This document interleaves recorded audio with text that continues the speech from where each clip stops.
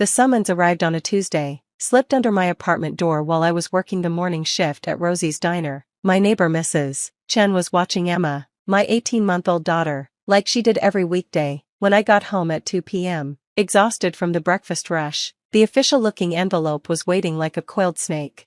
Petition for emergency custody. My former in-laws, Richard and Gloria Pemberton, were suing for custody of Emma. Their grounds? I was an unfit mother who couldn't provide a suitable environment for their granddaughter. I sank onto my second-hand couch, Emma babbling happily in her high chair, and read through legal terms that made my minimum wage heart race: financial instability, inappropriate childcare arrangements, career limitations, unsafe living conditions. 6 months. That's how long my husband James had been gone. 6 months since a drunk driver took him from us, leaving me a 25-year-old widow with a baby and a mountain of medical bills that his parents refused to help with. "We'll take Emma," Gloria had said at the funeral, not even looking at me. "You obviously can't manage." I'd thought it was grief talking. I should have known better. The court date was set for 3 weeks out. 3 weeks to somehow prove I deserved to keep my own daughter. I couldn't afford a lawyer, could barely afford rent and formula, but I'd figure it out. I had to. "Don't you worry, baby girl," I whispered to Emma, kissing her chubby cheeks. "Mama's not letting you go anywhere." The morning of the hearing, I put on my only court-appropriate outfit, a black skirt suit I'd bought at Goodwill for James's funeral. Emma wore her prettiest dress, the yellow one with daisies that James had bought before he died. The courthouse steps seemed impossibly tall. Inside, the Pembertons waited with their lawyer, a shark in a $3,000 suit. Gloria's lips pursed when she saw me. "That's the suit you wore to my son's funeral," she hissed. "Couldn't even buy something appropriate for court." "Good morning to you too, Gloria," I managed. Richard didn't acknowledge me at all. To him, I'd ceased existing the moment they learned their Harvard-educated son had married a waitress. They'd boycotted our wedding, ignored Emma's birth announcement, and only acknowledged their granddaughter after James died, when they realized she was their only link to him. "All rise for the Honorable Judge Samuel Morrison." I stood on shaking legs, then froze. Judge Morrison, Sam, my 6 a.m. regular who ordered black coffee and wheat toast, no butter, who always left a $5 tip on a $3 order, who knew my name and asked about Emma every morning. His eyes found mine across the courtroom, and he smiled, that same warm smile I served with his coffee. "Good morning, everyone, please be seated." Then, looking directly at me, "Hello, Maria. I see you're having a much harder morning than usual." The Pemberton's lawyer, Mr. Ashford, stood so fast his chair scraped. "Your Honor, do you know the defendant? Ms. Rodriguez?" "Yes, I do. She serves me coffee every morning at Rosie's Diner, has for the past 2 years. Is that a problem, counselor? We request you recuse yourself due to bias." "Denied." Judge Morrison's voice was calm but firm. "Knowing someone professionally doesn't constitute bias, unless you're suggesting that everyone who's ever bought coffee is unfit to judge character." "No, Your Honor." "Good, then let's proceed. I've reviewed the petition. Mr. and Mrs. Pemberton, you're seeking emergency custody of Emma Rodriguez based on claims that her mother is unfit. Please present your case." Mr. Ashford stood, straightening his tie. "Your Honor, Ms. Rodriguez is a single mother working as a waitress. She makes minimum wage plus tips, hardly enough to provide for a child. She lives in a 1-bedroom apartment in a questionable neighborhood. She leaves the baby with an elderly neighbor while she works. The child deserves better." "I see." Judge Morrison nodded. "And what do the Pembertons offer?" "A 7-bedroom home in Westfield, private schools, a full-time nanny, every advantage their granddaughter deserves as James Pemberton's heir." "Interesting." The judge turned to me. "Ms. Rodriguez, do you have representation?" "No, Your Honor, I couldn't afford." "That's quite all right. Tell me about your arrangements for Emma." I stood, my voice shaking at first, then growing stronger. "I work 5 days a week, 5 a.m. to 2 p.m. Mrs. Chen watches Emma. She's not just my neighbor, she's a retired pediatric nurse who raised 4 children. She charges me half what any daycare would because she loves Emma." "And your financial situation?" "I make ends meet. We have food, shelter, healthcare through the restaurant." "No, I can't buy her designer clothes or fancy toys, but she's loved, Your Honor. She's happy." Gloria scoffed loudly. Judge Morrison's eyes sharpened. "Mrs. Pemberton, do you have something to add?" "That girl trapped our son," Gloria burst out. "Got pregnant to force him to marry her. Now she's keeping our granddaughter in poverty out of spite." "I loved James," I said quietly. "We loved each other." "Love?" Richard finally spoke. "You destroyed his future." He was supposed to join my firm, marry someone suitable. Instead, he was working construction to support you. He was happy. I insisted. He chose. Order. Judge Morrison interrupted gently. I have some questions for the petitioners. Mr. and Mrs. Pemberton, when did you last see your granddaughter before filing this petition? Silence. Mr. Ashford, my clients have been estranged from Ms. Rodriguez. I see. So when exactly did you observe these unsafe living conditions? More silence. Let me be more specific. Have you ever been to Ms. Rodriguez's apartment? No, Gloria admitted reluctantly. Have you met Mrs. Chen? No. Have you, in fact, had any contact with your granddaughter since your son's funeral 6 months ago? She kept Emma from us, Gloria exploded. I pulled out my phone. Your Honor, may I? At his nod, I scrolled through messages. Text to Gloria. 2 weeks after the funeral, Emma took her first steps today. Would you like to visit? No response. Email 3 months ago. Emma's first birthday is next week. You're welcome to come. No response. Voicemail last month. Emma said Gamma today. I think she'd love to meet you. No response. You were probably coaching her to call you Mama. Gloria sneered. We know your type. My type? I felt my spine straighten. What type is that? Gloria? Your Honor, Mr. Ashford intervened. My clients are prepared to offer Ms. Rodriguez generous visitation. Visitation? Judge Morrison's eyebrows rose. With her own daughter? How magnanimous. Tell me, counselor, what makes a parent unfit? Well, financial instability, inadequate housing. Is poverty a crime, Mr. Ashford? No, but, is working an honest job to support your child neglect? Of course not, but, then what, exactly, makes Ms. Rodriguez unfit? Because from where I sit, I see a young widow working hard to provide for her daughter. I see a mother who sought appropriate childcare.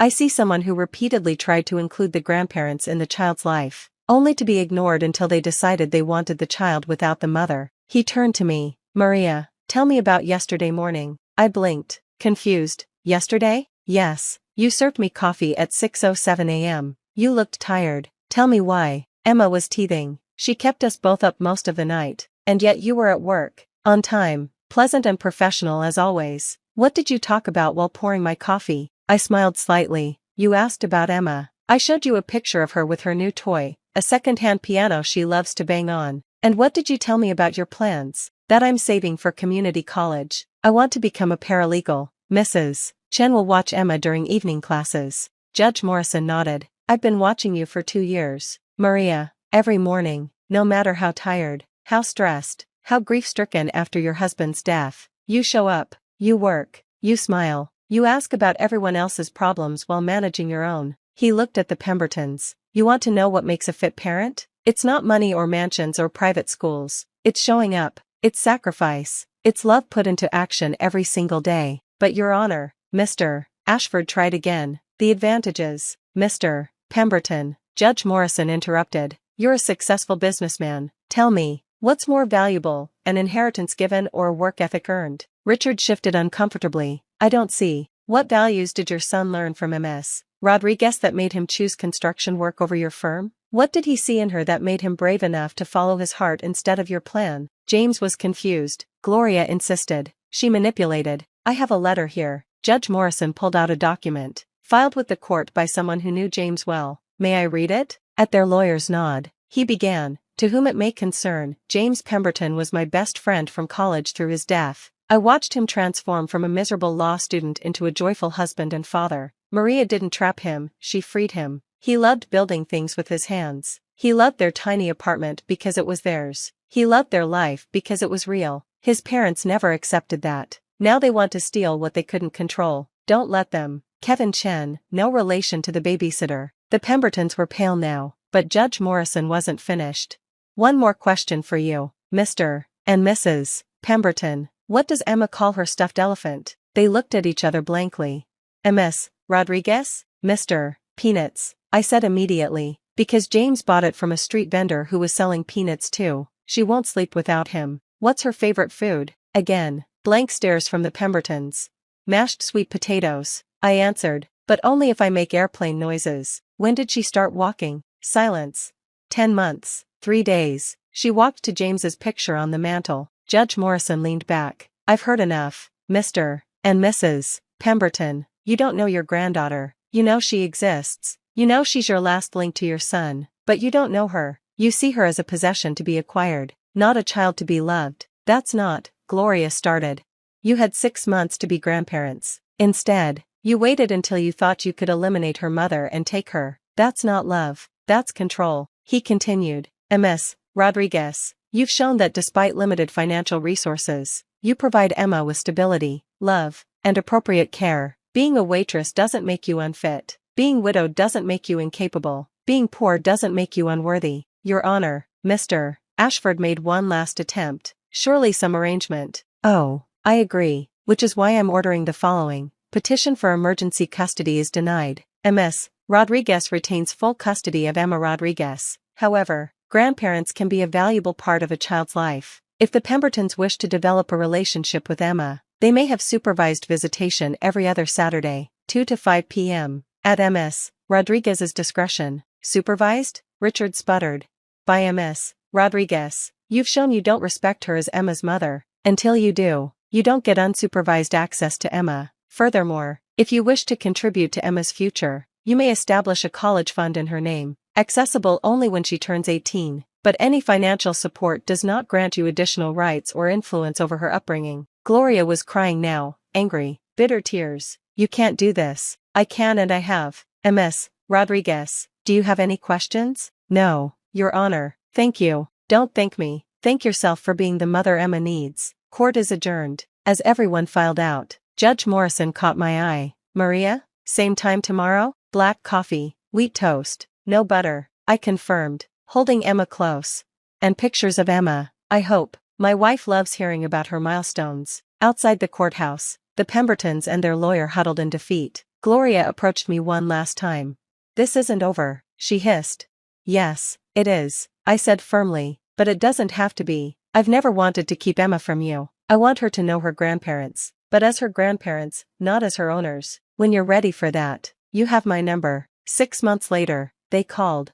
It started slowly, awkward Saturday visits where Gloria learned to hold Emma properly and Richard discovered his granddaughter's infectious giggle. They watched me make those airplane noises with sweet potatoes. They learned about Mr. Peanuts and teething and how Emma liked to dance to the oldie station.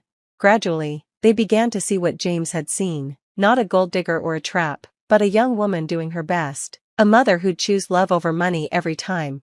The college fund they established grew quietly in the background, but more importantly, Emma grew up knowing her grandparents, flawed, human, but trying.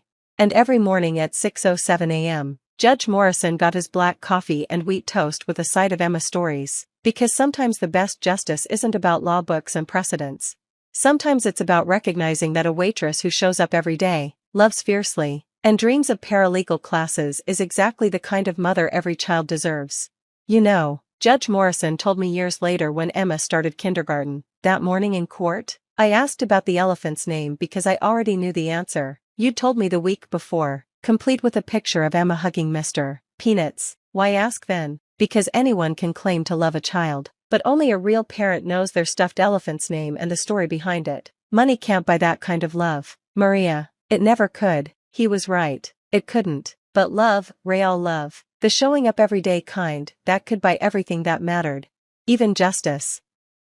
I should have known something was wrong when my twin sister showed up to Christmas dinner wearing a Cartier bracelet worth more than my rent. My name is Skylar, and I'm about to tell you how my own family systematically destroyed my life, and how I made sure they paid for every single penny. Let me paint you a picture of my childhood. Picture this. 2 identical twins, born 3 minutes apart. Lexi came out first, screaming bloody murder and demanding attention. I followed quietly, apparently already resigned to being second place. That pretty much set the tone for the next 28 years. Every ballet recital, every school play, every family gathering. Lexi was the star. She'd pirouette across the stage in her pink tutu while I sat in the audience, watching our parents beam with pride. When report cards came home, Mum would coo over Lexi's C+ in art class, while barely glancing at my straight A's. Skylar's just naturally smart, Dad would say, ruffling my hair absently. She doesn't need the encouragement. What I needed was to matter. What I got was a pat on the head and the expectation that I'd always be fine on my own. Our grandfather changed everything when he died 5 years ago. Harold Whitfield was old-school money, the kind of man who wore three-piece suits to breakfast and believed character was built through adversity. He left each of his grandchildren a trust fund, substantial ones. Mine, Lexi's, and our younger brother Zachary's was supposed to be managed by Uncle Jeffrey until we turned 30. Equal shares, Grandfather had said in his will, to give each child the foundation for a meaningful life. I remember the day Jeffrey explained the trust to us. We were all sitting in his mahogany-panelled office, the kind of place that smelled like leather and old money. Lexi was texting throughout the entire meeting, her manicured nails clicking against her phone screen. The funds will be distributed monthly, Jeffrey said, sliding papers across his desk. Enough to cover living expenses, education, and reasonable lifestyle costs. Define reasonable, Lexi had said, finally looking up from her phone. Jeffrey smiled indulgently. Don't worry, sweetheart, you'll be well taken care of. That should have been my first red flag. For the first year, everything seemed normal. I used my monthly distribution to pay for my tiny studio apartment, groceries, and to save for law school.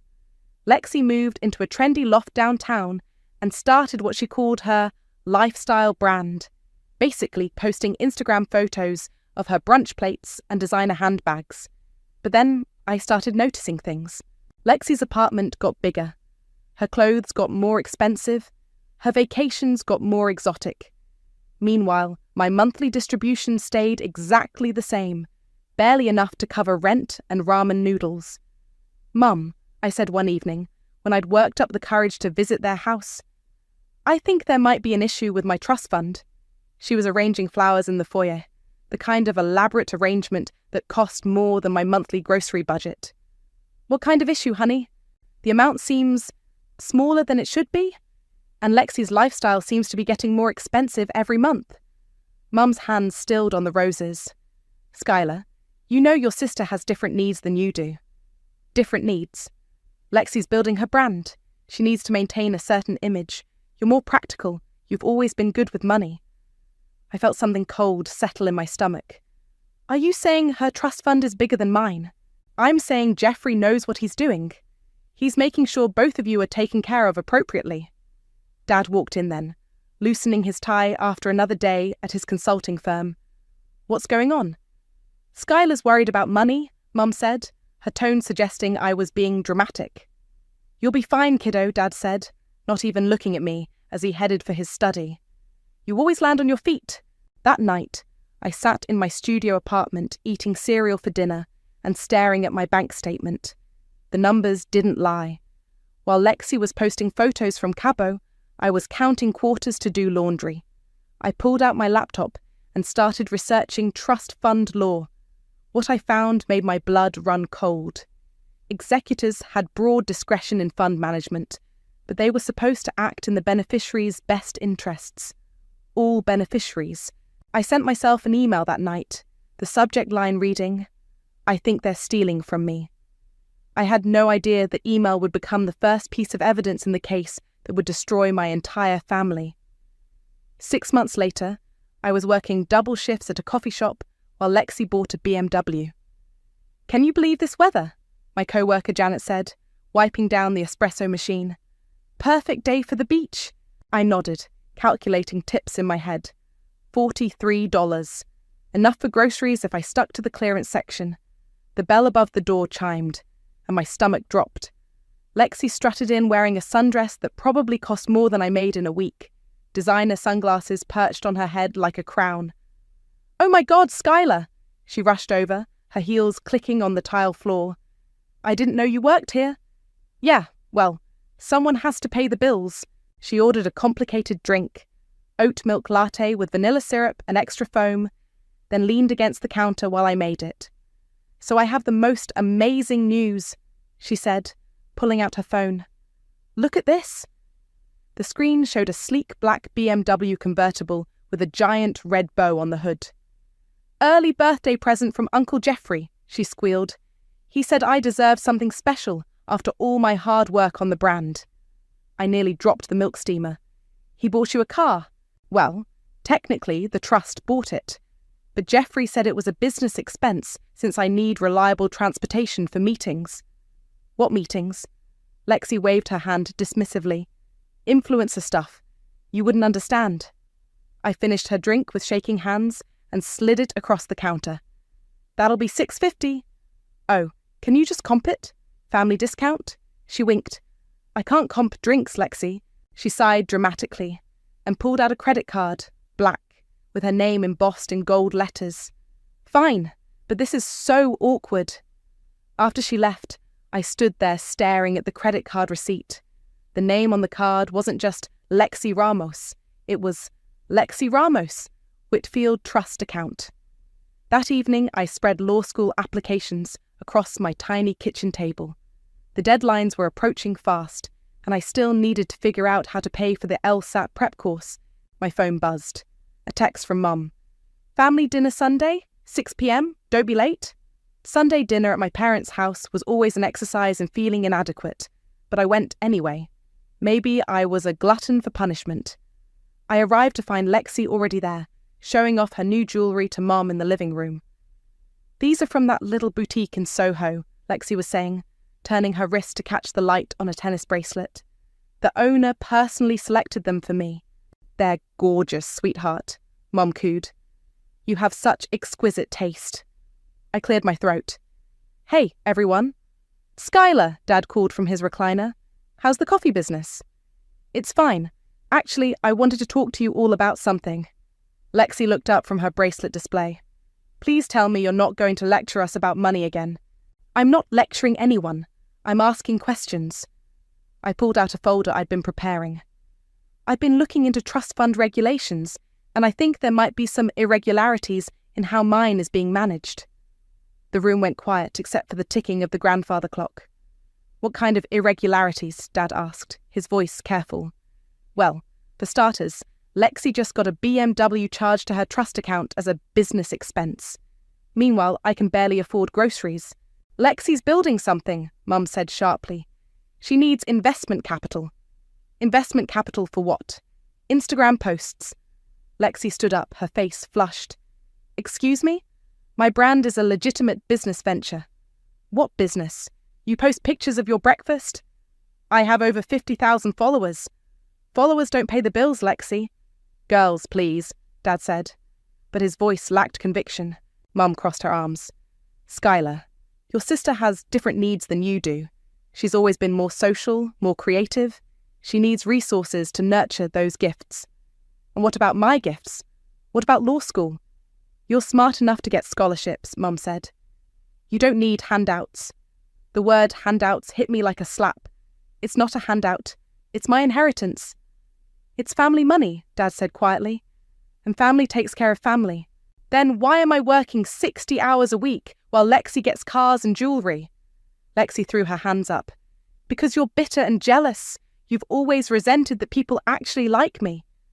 People like your money, Lexi. There's a difference. She gasped, like I'd physically struck her. How dare you? Enough. Mum stood between us. Skylar, I think you should leave.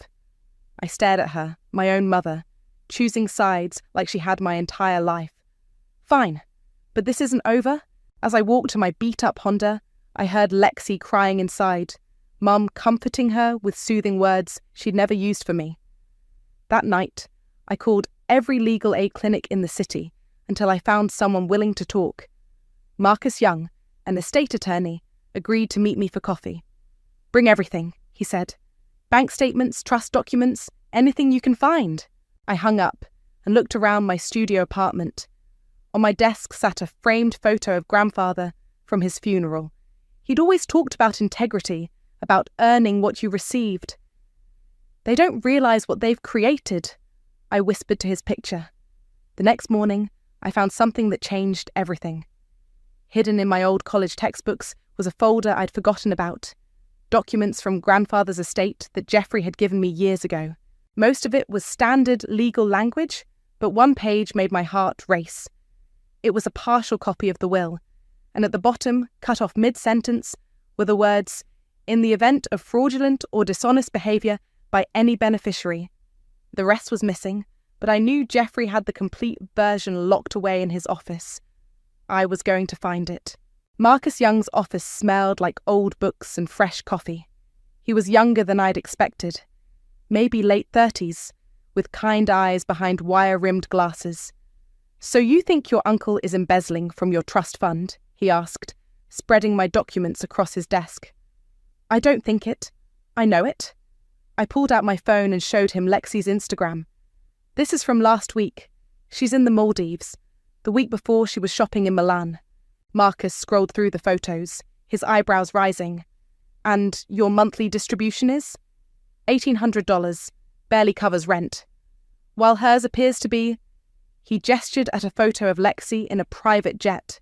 "Considerably more. The thing is, I found this." I handed him the partial will document. "It mentions something about fraudulent behaviour, but the rest is cut off." Marcus studied the paper carefully. "This is interesting, very interesting, but we need the complete document. Jeffrey has it locked in his office safe. Then we need to find another way to get it." Marcus leaned back in his chair. "What about the original lawyer who drafted the will?" "Matthew Murphy. He's still practicing, but he works closely with Jeffrey now." "Perfect. Let me make a call." While Marcus worked his legal magic, I threw myself into survival mode. I picked up a second job waiting tables at a diner, working nights after my coffee shop shifts. The money was terrible, but every dollar counted. My friend Fatima found me there one evening, dead on my feet after a 14-hour day. "Skylar? What the hell?" She slid into a booth, her nurse scrubs wrinkled from her own long shift. "You look like death." "Thanks for the pep talk." I poured her coffee without being asked. "I'm serious. When's the last time you slept?" "Sleep is for people who don't have to pay rent in quarters." Fatima grabbed my wrist. "Talk to me. What's really going on?" I glanced around the empty diner, then sat across from her. "My family is stealing from me." "What do you mean stealing?" I told her everything. The trust fund, Lexi's lifestyle, my parents' dismissal, the partial will document. Fatima listened without interrupting, her expression growing darker with each detail. "Those bastards," she said finally. "Your own family? The worst part is they act like I'm being unreasonable, like I should be grateful for scraps while Lexi lives like a princess." "What are you going to do?" "I'm going to get what's mine. All of it." The next week, Marcus called with news. "I spoke with Matthew Murphy. He's willing to meet, but he's nervous about discussing the trust without Jeffrey present." "Can you get him to talk?" "Maybe, but I need you to be very careful about what you say. We can't let Jeffrey know we're investigating." The meeting was set for the following Tuesday at Matthew's downtown office. I took the morning off from both jobs, which meant losing money I couldn't afford to lose. Matthew Murphy was exactly what you'd expect from a trust fund lawyer. Expensive suit, perfect teeth, and the kind of handshake that said he'd never worried about rent money. "Miss Schuyler," he said, gesturing to a leather chair. "Marcus tells me you have some questions about your grandfather's estate." "Just trying to understand the distribution structure," I said carefully. "It seems like there might be some discrepancies." Matthew's smile flickered. "Discrepancies?" "The monthly amounts don't seem to match what I understood from the original will." "Well, Jeffrey has broad discretionary powers as executor. He's authorized to adjust distributions based on individual needs and circumstances." "What kind of circumstances?" Matthew glanced at Marcus, then back at me. "Educational expenses, business investments, lifestyle maintenance. Your sister's brand development, for instance, requires significant capital investment."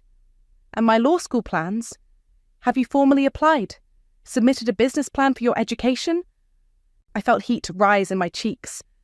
"I didn't know I needed a business plan to use my own inheritance for school." "It's not quite that simple," Matthew said. "The trust has specific guidelines about educational disbursements." "Can I see those guidelines?" Another glance at Marcus. "I'd need to check with Jeffrey about releasing additional documentation." "Of course you would." Marcus stepped in smoothly. "What about the integrity provisions? I believe Harold mentioned something about character requirements for beneficiaries." Matthew went very still. "I'm not sure what you mean." "The clause about fraudulent behaviour. It was mentioned in some preliminary documents. I really can't discuss specific provisions without Jeffrey's approval." But his face had gone pale, and I knew we'd hit something important. That evening, I was walking home from my diner shift when I saw them. Lexi and her best friend Kinley stumbling out of an upscale cocktail bar, clearly drunk and laughing loudly. "Skylar!" Lexi spotted me and waved dramatically. "Oh my God, you look so tired," Kinley giggled. "Is that your work uniform?" I looked down at my stained apron and polyester dress. "Yeah, some of us have jobs." "Jobs are so overrated," Lexi said, swaying slightly. "I made $3,000 today just posting about face masks." $3,000? Brand partnership, Kinley explained. Lexi's rate is like $500 per post now. Plus, Uncle Jeffrey approved a new marketing budget, Lexi added. $20,000 for brand development. My vision went red. $20,000? Don't be jealous, Skylar. Not everyone can be an influencer. You're right, I said quietly. Not everyone can steal from their family and call it a career. Lexi's face twisted. Excuse me? You heard me. I'm not stealing anything. This is my money. Is it? Because last I checked, we were supposed to have equal trusts. Kinley stepped between us. Maybe we should go, Lex. No, I want to hear this, Lexi said, her voice getting louder. Tell me how I'm stealing, Skylar. Tell me how your boring, bitter life is somehow my fault. People were starting to stare. A few had their phones out. You want to know the truth? I stepped closer. You're a spoiled brat who's never worked a day in her life, and you're bleeding our grandfather's legacy dry while I work 60 hours a week just to survive. At least I'm not a jealous loser who can't stand to see her sister succeed. Succeed at what? Taking selfies? Lexi threw her drink at me. The cold liquid hit my chest, soaking through my uniform. You're pathetic, she hissed. No wonder Mom and Dad don't care about you. I stood there dripping, surrounded by strangers with cameras, while my twin sister laughed at my humiliation. You're right, I said finally. I am pathetic, but not for the reasons you think. I walked away, leaving them giggling behind me. But as I turned the corner, I heard Kinley say something that made me stop. God, Lex, you're so lucky your uncle hooked you up with that trust fund access. Most people have to wait until they're 30. I know, right? Jeffrey's the best. He totally gets that I need the money now, not later. I pulled out my phone and started recording. The next morning, Marcus called with the breakthrough we'd been waiting for. I know how to get into that safe, he said. But you're not going to like it. Try me. We're going to need Jeffrey's fingerprints. You want me to steal my uncle's fingerprints?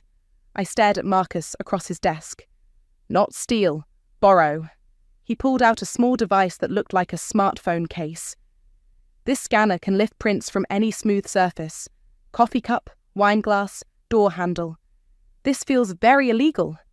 It's a grey area, but if Jeffrey is embezzling from your trust, we need proof. I took the scanner, my hands shaking slightly. How do I even get close enough to him? Family dinner? Holiday party? Any social situation where he'd handle glassware? Perfect timing. Mum had texted that morning about Thanksgiving dinner. Actually, I might have an opportunity. 3 days later, I stood in my parents' kitchen, scanner hidden in my purse, watching Jeffrey carve the turkey like he owned the place. Skylar, honey, can you help me with the wine? Mom asked. I grabbed the bottle of expensive Bordeaux, probably worth more than my monthly rent, and started pouring. Jeffrey held out his glass first. Thank you, sweetheart. You know, your mother tells me you're thinking about law school. Thinking about it, yeah? Expensive endeavour. Have you considered other career paths? Something more practical? I forced a smile. Law seems pretty practical to me. Of course, but the debt load these days... He shook his head. Lexi's approach is much smarter, building wealth through social media, leveraging her natural talents. Right, her natural talents. Lexi bounced into the kitchen wearing a dress that probably cost more than my car. Are we talking about my brand? I just hit 75,000 followers. That's wonderful, sweetheart, Jeffrey said, raising his glass. To success. Everyone toasted. I watched Jeffrey's fingers wrap around the crystal stem, leaving perfect prints. After dinner, I volunteered to do dishes. You all relax. I've got this. I carefully collected Jeffrey's wine glass, wrapping it in a dish towel. In the bathroom, I used Marcus's scanner, watching the green light confirm a successful capture. "Got them," I texted Marcus. "Perfect. Meet me at the office tomorrow at 6 a.m. Jeffrey's law firm occupied 3 floors of a downtown high-rise. At 6 a.m. on a Saturday, the building was empty, except for security guards who barely looked up from their newspapers. Marcus had somehow gotten us access. I didn't ask how. We took the elevator to the 15th floor, my heart pounding with each ding. "His office is down here," Marcus whispered, leading me through a maze of mahogany and marble. Jeffrey's office was exactly what you'd expect. Massive desk, leather chairs, and walls lined with law books that probably hadn't been opened in years. Behind his desk sat a large safe, built into the wall. "There," I pointed. Marcus pulled out the scanner and pressed it against the safe's fingerprint reader. Nothing happened. "Try again," I whispered. He pressed it again. Still nothing. "Maybe the angle's wrong," I suggested. On the 3rd try, the safe clicked open. Inside were stacks of documents, some cash, and several file folders. Marcus grabbed everything while I kept watch at the door. "Holy shit," he breathed, flipping through papers. "Skylar, look at this." He handed me a document titled Whitfield Family Trust, Complete Distribution Records. The numbers made my stomach drop. Over the past 3 years, Lexi had received $847,000 from the trust. I'd received $97,000. "That can't be right," I whispered. "It gets worse." Marcus showed me another page. "Look at the approved expenses. BMW, $85,000. European vacation, $23,000. Apartment deposit and 6 months' rent, $31,000. Designer wardrobe, $18,000. The list went on and on.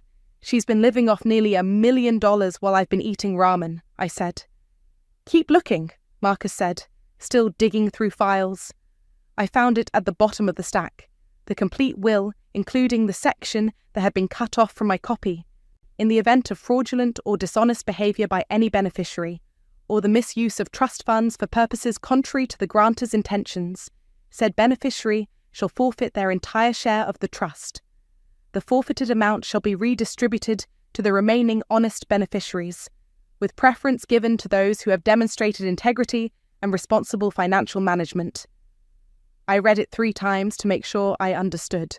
"Marcus," I said quietly, "if Lexi has been using trust money fraudulently, she loses everything, and it all goes to you. What about Jeffrey? He's the one who approved the distributions." Marcus flipped to another section. "Executors who breach their fiduciary duty are subject to criminal prosecution and personal liability for all misappropriated funds." We photographed everything, then carefully returned the documents to the safe. As we left the building, I felt like I was walking on air. "What's our next move?" I asked. "We need more evidence. Recordings, witnesses, documentation of the fraudulent expenses." "I already have some recordings from that night outside the bar." "Good. But we need more. Can you get Lexi to admit to misusing the funds?" "She's not exactly subtle when she's drunk." "Perfect. Set up another encounter. Get her talking about her expenses, how Jeffrey helps her access the money." That afternoon, I called Lexi. "Hey, it's me. I wanted to apologize for Thanksgiving. I was stressed about work." "Oh," she sounded surprised. "Okay. Want to grab drinks tonight? My treat." "Your treat? Can you afford that?" I gritted my teeth. "I can manage 1 round." We met at the same upscale bar where she'd thrown her drink at me. I ordered the cheapest wine on the menu and let her get expensive cocktails. "So how's the brand going?" I asked, phone recording in my purse. "Amazing. Jeffrey just approved another marketing budget increase. $25,000 this time." "Wow, that's a lot. How does that work exactly?" "Oh, it's easy. I just tell him what I need for business expenses, and he transfers it from the trust. No questions asked." "No questions at all?" "Well, sometimes he asks for receipts, but honestly, I just make stuff up. Like, I'll say I spent $3,000 on a photo shoot, when really I bought shoes." She giggled. "He never checks." "That's convenient." "I know, right? Mom always said Jeffrey would take care of me, and he totally does. Way better than he takes care of you." "What do you mean?" "Come on, Skylar. You think it's an accident that your distributions are so small?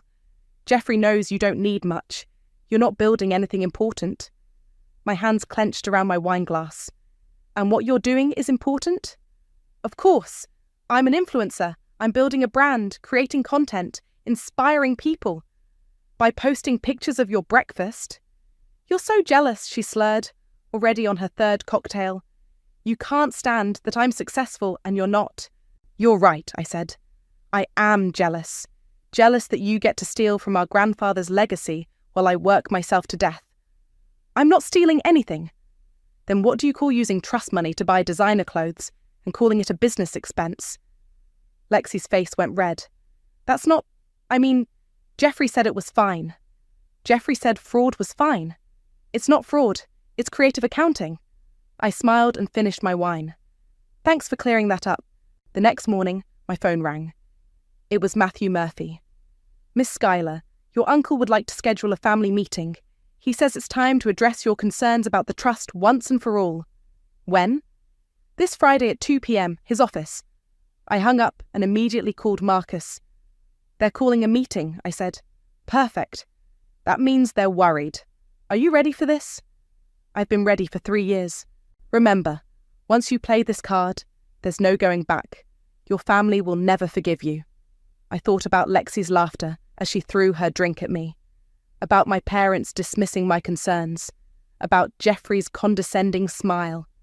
Good, I said. I don't want their forgiveness. I want justice. Friday morning, I met Marcus and Fatima at a diner near Jeffrey's office. My hands shook as I tried to eat breakfast. You don't have to do this, Fatima said, squeezing my arm. We could find another way. There is no other way. I pushed eggs around my plate. They've had 3 years to do the right thing. Marcus spread documents across the table. Everything's here. Bank records, recordings, the complete will. Your case is airtight. What if they deny everything? They can't. The numbers don't lie. He tapped a folder thick with evidence. Jeffrey embezzled over $700,000. Lexi knowingly participated in fraud. Your parents enabled it. And Zachary? Clean. His distributions have been exactly what they should be. I thought about my younger brother, always quiet at family gatherings, always watching. He knew something was wrong. Smart kid. He stayed out of it. At 1:45 p.m, I walked into Jeffrey's office building. The elevator ride felt like ascending to my own execution, except I wasn't the one who was going to die today. The conference room was exactly as I'd imagined. Long mahogany table, leather chairs, floor-to-ceiling windows overlooking the city. Everyone was already there when I arrived. Jeffrey sat at the head of the table in his expensive suit, looking every inch the successful attorney. Mom and Dad flanked him on one side, both wearing their disappointed parent expressions. Lexi sat across from them, scrolling through her phone and looking bored. Zachary had claimed the chair farthest from everyone else. Schuyler, Jeffrey said, standing to shake my hand. Thank you for coming. Thanks for finally agreeing to meet.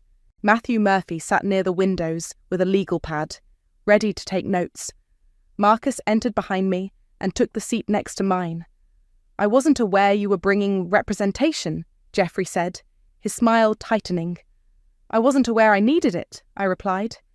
But here we are. Jeffrey gestured for everyone to sit. Well then, let's clear this up once and for all. Schuyler, you've expressed concerns about your trust fund management. I want to address those concerns directly. Good. Let's start with the numbers.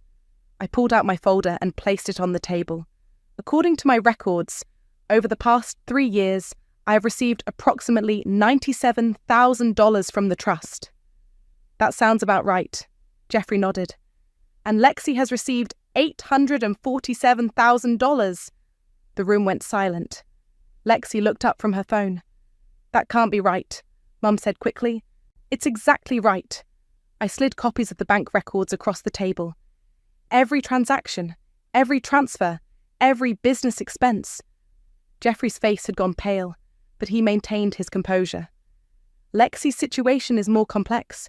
She has legitimate business expenses that require business expenses like an $85,000 BMW.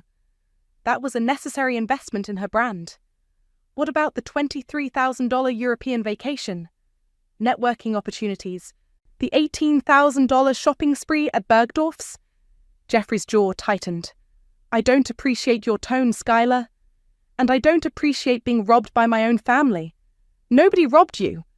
Lexi finally spoke up. You're just jealous because I actually made something of myself. Made something of yourself? You're a professional Instagram poster living off stolen money. It's not stolen. Uncle Jeffrey approved everything. Did he approve you lying about expenses, making up fake business receipts? Lexi's face went red. I never... You told me yourself. Last week at the bar, you said you made up receipts and Jeffrey never checked. I was drunk, I didn't mean... So you admit you lied about expenses? That's not... Jeffrey, tell her. All eyes turned to Jeffrey, who was staring at the bank records like they might spontaneously combust. There may have been some irregularities in the documentation process, he said carefully. Irregularities? Marcus spoke for the first time. Mr. Jeffrey, you've systematically embezzled from one beneficiary to fund another's lifestyle. That's not an irregularity, that's fraud. Now wait just a minute. No, you wait. I stood up, my voice getting stronger. I've waited 3 years. I've worked 60-hour weeks while my sister bought sports cars. I've eaten ramen while she vacationed in Europe. I've been treated like a second-class citizen in my own family while you all got rich off my inheritance. Skylar, please, Dad said. Let's discuss this calmly. Calmly? Dad? They stole from me. Your brother stole from your daughter, and you did nothing. We didn't know. You didn't want to know. It was easy to let Jeffrey handle everything, while Lexi got whatever she wanted. Mum's voice was shaky. We thought Jeffrey was being fair. Fair, I laughed bitterly. When has anything in this family ever been fair to me? Zachary cleared his throat. Actually, I tried to tell you guys something was wrong. Everyone turned to look at him. Last Christmas, when Lexi showed up with that Cartier bracelet, I asked Jeffrey how she could afford it on her trust allowance. He told me to mind my own business. Zachary, you never said anything to us, Mum protested. Would you have listened? You never listen when it comes to Lexi. The room fell silent again. I could hear the city traffic 15 floors below, the hum of the air conditioning, the scratch of Matthew's pen on his legal pad. Here's what's going to happen, I said, pulling out another document. I'm invoking the integrity clause in Grandfather's will. Jeffrey's face went white. The what? The integrity clause, the one you conveniently forgot to mention. I began reading aloud. In the event of fraudulent or dishonest behaviour by any beneficiary, or the misuse of trust funds for purposes contrary to the grantor's intentions, said beneficiary shall forfeit their entire share of the trust. That's not... You can't... Jeffrey stammered. The forfeited amount shall be redistributed to the remaining honest beneficiaries, I continued. Lexi stood up so fast her chair fell over. What does that mean? I looked directly at her. My twin sister, my mirror image, the person who had taken everything from me. It means you lose it all, Lexi, every penny, and it all comes to me. The silence that followed was deafening. Then Jeffrey found his voice. You can't prove fraud. I smiled and pulled out my phone, setting it on the table. Actually, I can. I pressed play on Lexi's recorded confession from the bar. Her own voice filled the room. I just tell him what I need for business expenses, and he transfers it from the trust. No questions asked. Sometimes he asks for receipts, but honestly, I just make stuff up. Lexi's face crumpled. You recorded me? You recorded yourself. I was just there to listen. The recording kept playing, Lexi's voice echoing through the conference room like a confession at trial. Like, I'll say I spent $3,000 on a photo shoot, when really I bought shoes. He never checks. Jeffrey lunged for my phone, but Marcus was faster, grabbing his wrist. Don't, Marcus said quietly. You're in enough trouble already. Turn it off, bah! Lexi screamed. Turn it off right now! I let it play to the end, where her voice got even more damning. Jeffrey knows you don't need much. You're not building anything important. When it finished, the silence was suffocating. That recording is inadmissible, Jeffrey said, his lawyer instincts kicking in. She didn't consent to being recorded. Actually, she did, Marcus replied smoothly. This is a one-party consent state. Skylar was part of the conversation. It's entrapment. No, it's evidence. Evidence of conspiracy to commit fraud. Dad finally spoke up, his voice hollow. Jeffrey, please tell me this isn't true. Bryant, I can explain. Explain what? That you've been stealing from my daughter for 3 years? I wasn't stealing. I was managing the trust according to what I thought was best for both girls. Best for both girls? I slammed my hand on the table. How was giving Lexi nearly $1 million while I got scraps best for me? You're responsible. You don't need as much. That wasn't your decision to make. Mum was crying now, mascara running down her cheeks. Jeffrey, how could you do this to us? Charlotte, you have to understand. I understand perfectly, she sobbed. You destroyed our family. Lexi was pacing behind her chair, her face red and blotchy. This is insane. You can't take my money. It was never your money, I said. It was our grandfather's money, meant to be distributed equally. I earned it. I built a brand. I have followers. You built a lie funded by theft. I'm not a thief. I pulled out another document. Really? Because according to this credit card statement, you charged $15,000 in business meals to the trust last month. But according to your Instagram posts, you were home sick with the flu for 2 weeks. Lexi's mouth opened and closed like a fish. And this receipt for a marketing consultation that was actually a spa weekend in Napa. Those were legitimate. Stop lying, Zachary exploded, speaking louder than I'd ever heard him. Just stop. We all know what you did. Everyone stared at him. Our quiet little brother, finally finding his voice. I've watched this family tear itself apart for 3 years, he continued. I've watched Skylar work herself to death while Lexi bought cars and jewellery. I've watched Mum and Dad pretend everything was fine while their daughter was being robbed blind. Zachary, please, Mum started. No, I'm done being quiet. Lexi is a fraud, Jeffrey is a criminal, and you two are enablers. How dare you speak to your parents that way? Dad stood up, his face flushed. How dare you let this happen to Skylar? The room erupted. Everyone was shouting at once. Jeffrey was yelling about legal technicalities. Lexi was screaming about being betrayed. Mum was sobbing about her family falling apart. Dad was demanding respect. I sat in the middle of it all, watching my family destroy itself, and felt nothing but cold satisfaction. Marcus stood up and whistled sharply. The room fell silent. If I may, he said calmly, we have a legal situation here that needs to be addressed. He pulled out a thick folder. These are the papers to invoke the integrity clause. Based on the evidence we've presented, fraudulent expense reports, recorded admissions of deception, and systematic embezzlement, Lexi has violated the terms of the trust. You can't do this, Jeffrey said desperately. I'm the executor. I have final say. Actually, you don't? Marcus smiled. The integrity clause supersedes executor authority. And given your participation in the fraud, you're facing criminal charges. Criminal charges? Mum gasped. Embezzlement, breach of fiduciary duty, conspiracy to commit fraud. The DA is going to love this case. Jeffrey's face went grey. Now wait, let's not be hasty. Hasty? I stood up again. 3 years of theft is hasty. Skylar, please, we can work this out, Dad pleaded. We're family. Family doesn't steal from each other. We can pay you back, Mum said through her tears. Jeffrey can transfer more money to your account.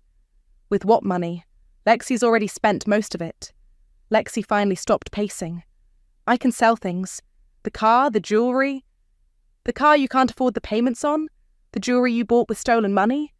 It's not stolen. Then explain this. I pulled out the final document, Jeffrey's own financial records. Your uncle has been taking a management fee of 15% on every fraudulent transaction. He's made over $100,000 helping you steal from me. The room went dead silent. Jeffrey's shoulders sagged. Skylar, just don't. I looked around the table at my family. My crying mother, my defeated father, my panicked sister, my furious uncle. Only Zachary met my eyes, and he nodded slightly. Here's what's going to happen, I said. Marcus is filing the paperwork to invoke the integrity clause today. Lexi's share of the trust, all of it, Transfers to me immediately. That's over $2 million, Matthew said quietly, speaking for the first time since the meeting started. That's what she would have inherited at 30, plus what she's already stolen, plus interest. Skylar, you can't... Lexi started. I can, and I will. Jeffrey, you're being reported to the state bar and the district attorney. Your law license is gone, and you'll probably face jail time. Jeffrey slumped in his chair like a deflated balloon. Mum, Dad, your precious daughter is about to be cut off completely. No more trust fund, no more family money, no more enabling her lifestyle. What about us? Dad asked quietly. What about you? You chose your side 3 years ago. I gathered my documents and stood up. Marcus followed suit. The paperwork will be filed by close of business today, I said. Lexi's accounts will be frozen pending the transfer. Jeffrey's access to the trust is revoked immediately. I walked toward the door, then turned back. Oh, and Lexi? You might want to start looking for a real job. Instagram doesn't pay the bills. As I reached for the door handle, Zachary's voice stopped me. Skylar, wait. I turned back to my little brother. Did it feel worth it? I looked at my family one last time, broken, crying, destroyed by their own greed. Ask me tomorrow. The next morning, I woke up to 17 missed calls and 43 text messages. Skylar, please call me back. We need to talk. Mum, you've destroyed our family. Dad, I hate you, I hate you, I hate you. Lexi, the bank froze my accounts. How am I supposed to pay rent? Lexi again, please don't do this. I'm begging you. Jeffrey. I deleted them all and made coffee in my tiny kitchen. For the first time in 3 years, I wasn't calculating whether I could afford the good beans. Marcus called at 8 a.m. sharp. It's done, he said. The paperwork went through. As of this morning, you're the sole beneficiary of the remaining trust funds. How much? $2.7 million. I sat down hard on my couch. Jesus. That's after legal fees and penalties. Lexi's accounts are frozen. Jeffrey's been suspended pending investigation, and the DA wants to meet with you next week. What about my family? What about them? They made their choices. An hour later, someone was pounding on my door. I looked through the peephole and saw Lexi, still in yesterday's clothes, her makeup smeared and her hair a mess. Open the door, Skylar. I know you're in there. I opened it, and she pushed past me into my apartment. You have to fix this, she said, spinning around to face me. The bank called. They froze everything. My credit cards, my checking account, everything. I know. I can't pay my rent, I can't buy groceries, I can't even get gas for my car. Welcome to my world. She stared at me like I'd slapped her. This isn't funny. You're right, it's not funny, it's justice. Justice? You're destroying my life. I'm giving you the life you gave me. Lexi started crying. The ugly kind of crying that comes with real desperation. Skylar, please. I'm your sister. Are you? Because sisters don't steal from each other. I didn't steal. Jeffrey said it was okay. Jeffrey said fraud was okay, and you went along with it because it benefited you. She collapsed onto my couch, sobbing. What am I supposed to do? I don't know how to live like this. Get a job, like normal people. Doing what? I don't have any skills. Then learn some. Take classes, work retail, wait tables. Figure it out. I can't work retail. Do you know who I am? Yeah. You're a broke 28-year-old with no job skills and a criminal record pending. She looked up at me, mascara streaking down her face. Criminal record? You committed fraud, Lexi. The DA is building a case. But I didn't know. You knew. The recording proves you knew. My phone rang. It was Dad. Don't answer it, Lexi begged. I answered anyway. Hi, Dad. Skylar, thank God. We need to talk. I'm listening. Not over the phone. Can you come to the house? Why?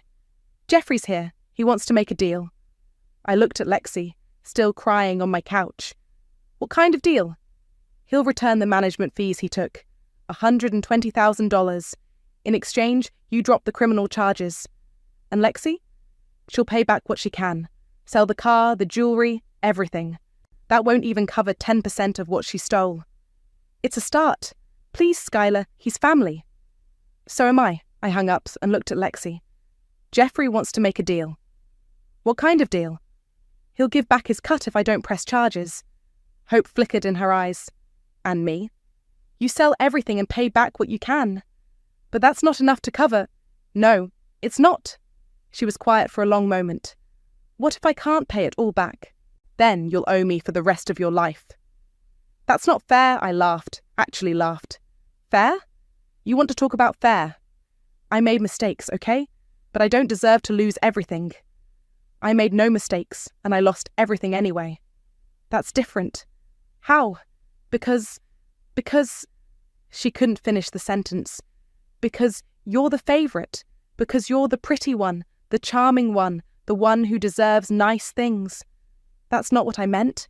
It's exactly what you meant. It's what this whole family has always meant. My phone buzzed with a text from Zachary. Are you okay? I texted back, getting there. Can I see you later? He replied. Yes. Lexi was watching me text. Is that Zachary? Yeah. Is he mad at me too? What do you think? She started crying again. I've lost everyone. You lost everyone the day you decided to steal from me. I didn't mean for it to go this far. How far did you mean for it to go? 100,000? 500,000? When was enough going to be enough? She didn't answer because we both knew the truth. It never would have been enough. I need to go, she said finally, standing up. Where?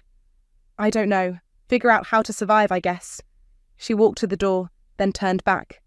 For what it's worth, I'm sorry. No, you're not. You're sorry you got caught.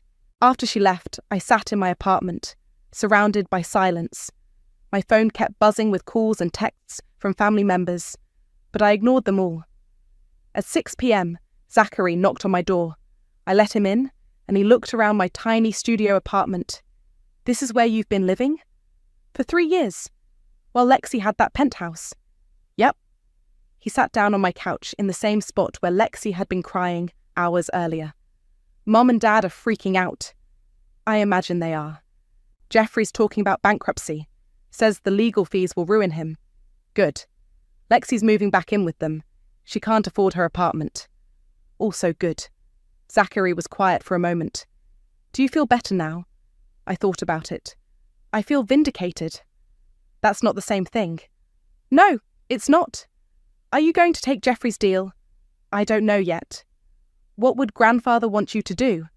I looked at the framed photo of him on my bookshelf. He'd want justice.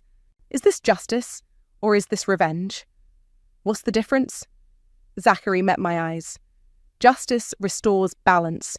Revenge destroys everything. I didn't have an answer for that. 3 weeks after the family meeting, I stood in Jeffrey's office again.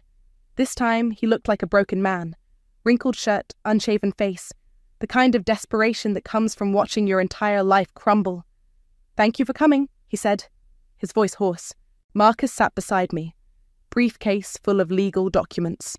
Across the table, Jeffrey's own lawyer looked like he'd rather be anywhere else. Let's get this over with, I said. Jeffrey slid a cashier's check across the table.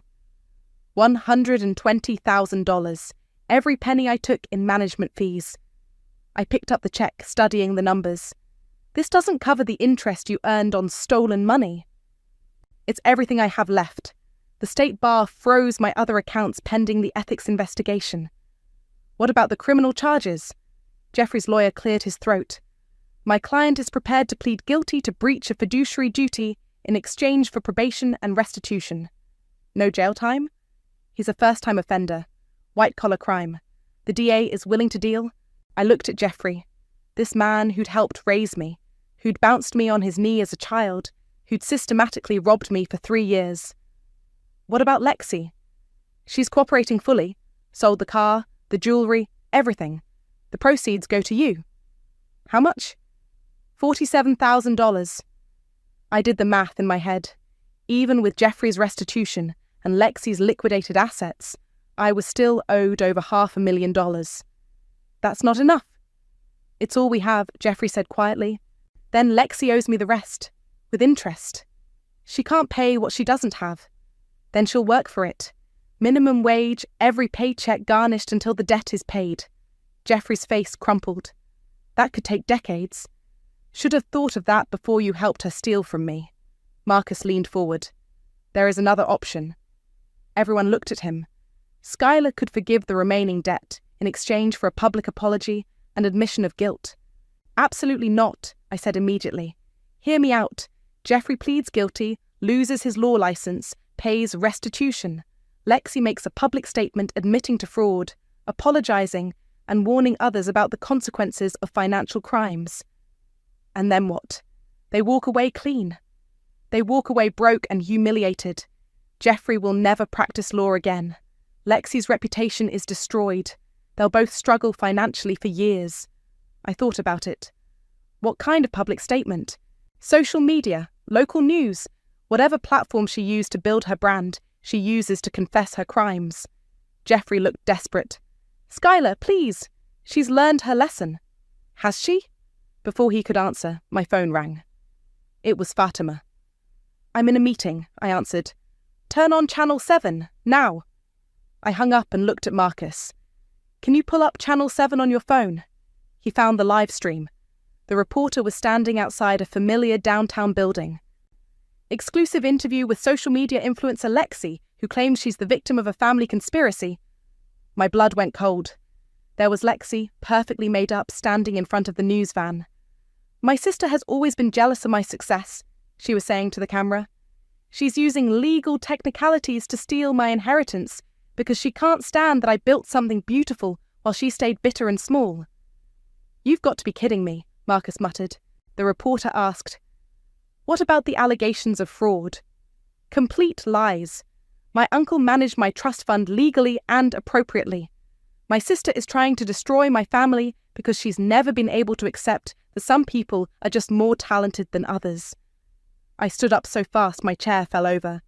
She's doing a press conference? Jeffrey was staring at the phone screen in horror. Lexi, what are you doing? On screen, Lexi continued. I'm the victim here. I'm the one whose accounts were frozen without warning. I'm the one being persecuted for being successful. Turn it off, Jeffrey begged. But I couldn't look away. Keep watching. The reporter pressed harder. But there are recordings of you admitting to falsifying business expenses. Lexi's perfect composure cracked slightly. Those recordings were taken without my consent. My sister tricked me when I was drunk and emotional. So you deny making false claims about business expenses? The expenses were legitimate business costs. Just because my sister doesn't understand social media marketing doesn't make them fraudulent. What about the BMW purchased with trust funds? A necessary business investment. Image is everything in my industry. I looked at Jeffrey. She's lying on television. Lexi, stop, he whispered to the screen. But Lexi was on a roll now. My grandfather left that money to help us build meaningful lives. I built a brand with hundreds of thousands of followers. I created content that inspired people. My sister worked at a coffee shop. The reporter asked, Are you saying your sister doesn't deserve her share of the inheritance? I'm saying some people use opportunities to build something beautiful, and others use them to tear down what others have built. I turned to Jeffrey. The deal's off. Skylar, please. She just lied to the entire city on live television, called me jealous and bitter, claimed she's the victim. She's scared. She's not thinking clearly. She's thinking clearly enough to do her makeup and call a press conference. Marcus was already packing up his briefcase. I'll file the paperwork to reject the plea deal. Wait, Jeffrey said desperately. What if I can get her to retract the statement? Too late. It's already online. Probably going viral as we speak. My phone was buzzing with notifications. Text messages, missed calls, social media alerts. She made her choice, I said. Now she lives with the consequences. Jeffrey's lawyer stood up. My client withdraws his offer. Smart move, Marcus replied. Because we're going for the full amount now, plus punitive damages for defamation. As we left the office, I felt something I hadn't expected. Not satisfaction or vindication. Relief. For 3 years, I'd wondered if I was crazy. If maybe I really was just jealous and bitter. If maybe Lexi really did deserve more because she was prettier, more charming, more likable. but watching her lie on television, watching her paint herself as the victim while calling me small and jealous, I finally understood the truth. This was who she'd always been. This was who they'd all always been. And I was done pretending otherwise. Marcus and I walked to the parking garage in comfortable silence. Finally, he spoke. "You know this means war, right? No more family dinners, no more Christmas mornings. They'll never forgive you." I thought about Zachary's question. Did it feel worth it? "Good," I said. "I don't want their forgiveness. I want my life back." That evening, I sat in my apartment with my laptop, typing. Aita for destroying my family over a trust fund. Here's the whole story. I posted it to Reddit and closed the laptop. Within an hour, I had hundreds of responses. NTA. They literally stole from you. Your sister sounds like a narcissist. You're a badass. Get your money. Family doesn't mean you have to accept abuse. I smiled and made myself dinner. Real food, not ramen. Tomorrow, I'd start looking for a new apartment. Maybe something with actual windows. My phone rang. Zachary. "I saw the news," he said. "And?" "Lexi's an idiot." "Yeah, she is. Are you okay?" I looked around my tiny studio, at the life I'd built from nothing, while my family tried to keep me small. I'm perfect. And for the first time in 3 years, I meant it. The eviction notice felt like ice in my hands, its crisp edges cutting through the warmth of my birthday celebration. Just moments ago, I'd been smiling, surrounded by family, thinking this was going to be my best birthday yet. I'm Vivienne, and this is how my 30th birthday became the day my family betrayed me. Open it, dear. We're all so excited for you to see what's inside. My mother had urged, her eyes twinkling with what I now realize wasn't joy, but anxiety. The fancy envelope had seemed innocent enough, wrapped in silver paper with a delicate bow.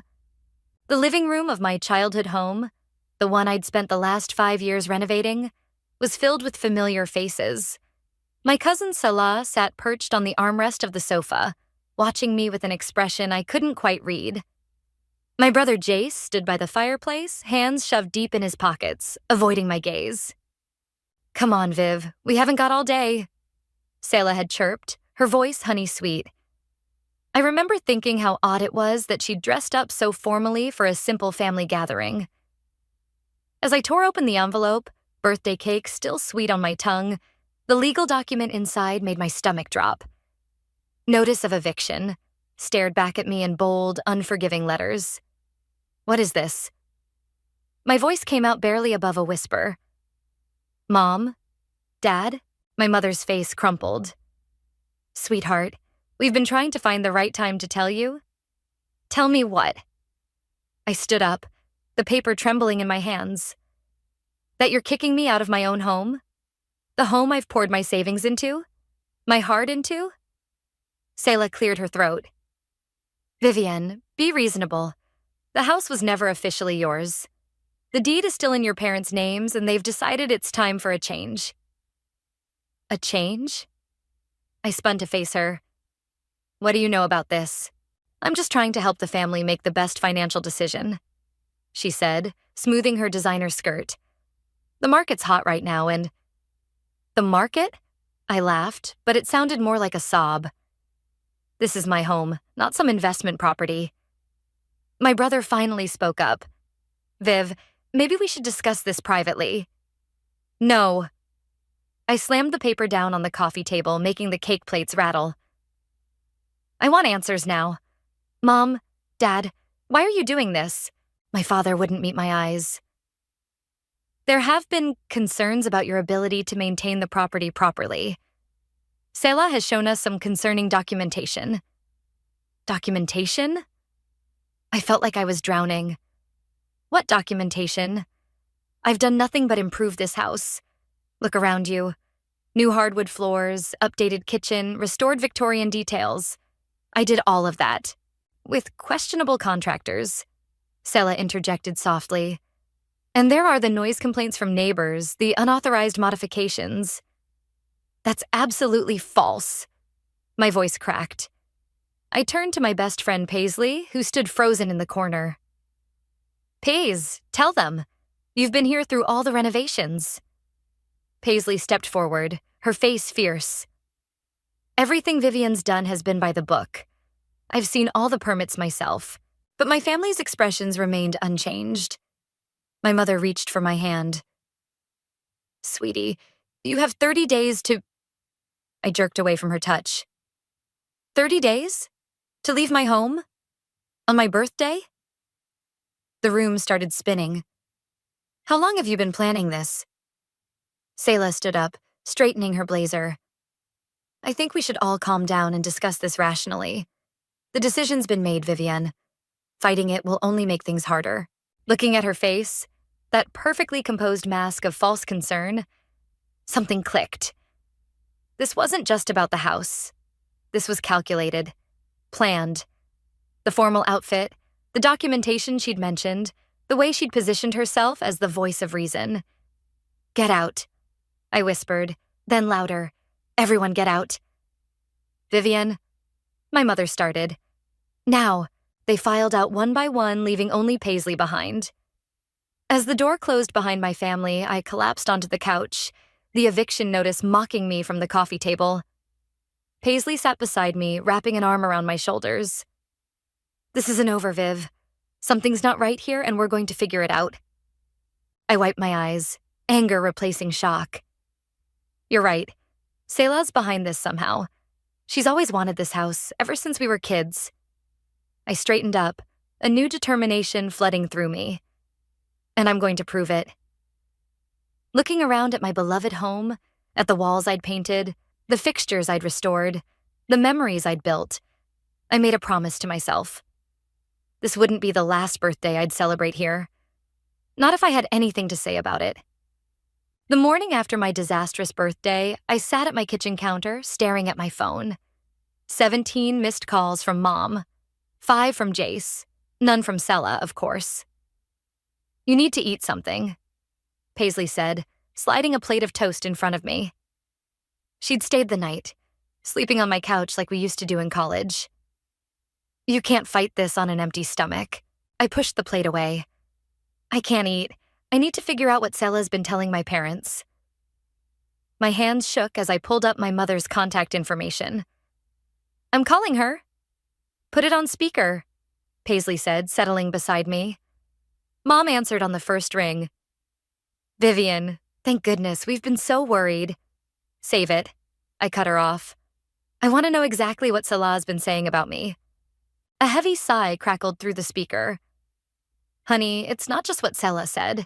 She showed us documentation of unauthorized construction, complaints from the neighborhood association. That's impossible. I slammed my hand on the counter. I have every permit, every approval right here in my files.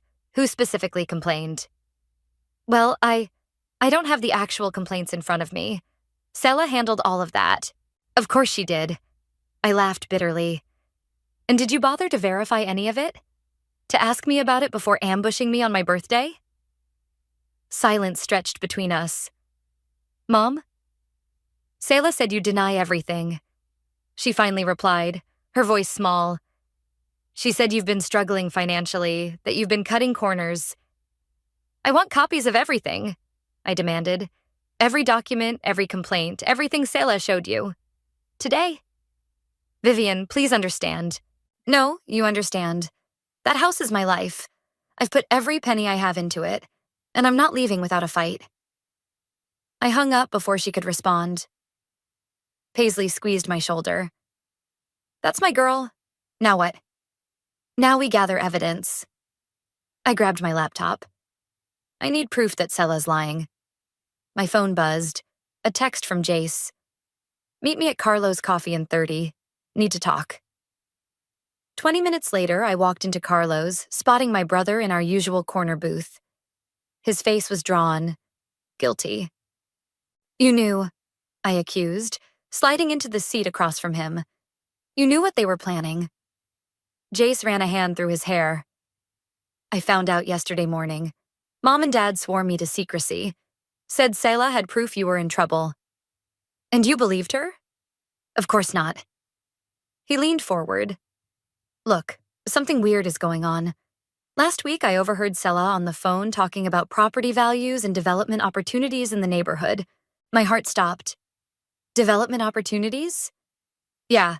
And get this, her fiancé Valentin, his family owns that new luxury condo complex downtown. The pieces started falling into place. Our street was one of the last historic areas in town, prime for development. My house sat on the largest lot. She wants to sell it to developers, I whispered. That's why she's doing this. There's more, Jace said. I did some digging. Sela's been meeting with the City Planning Commission. And guess who else attended those meetings? Mom and Dad? He nodded. They think they're protecting you from financial ruin, but Sela's playing them. She's convinced them selling is the only way to save you from yourself. My phone buzzed again. An email from Mom with attachments. I opened them, scanning quickly.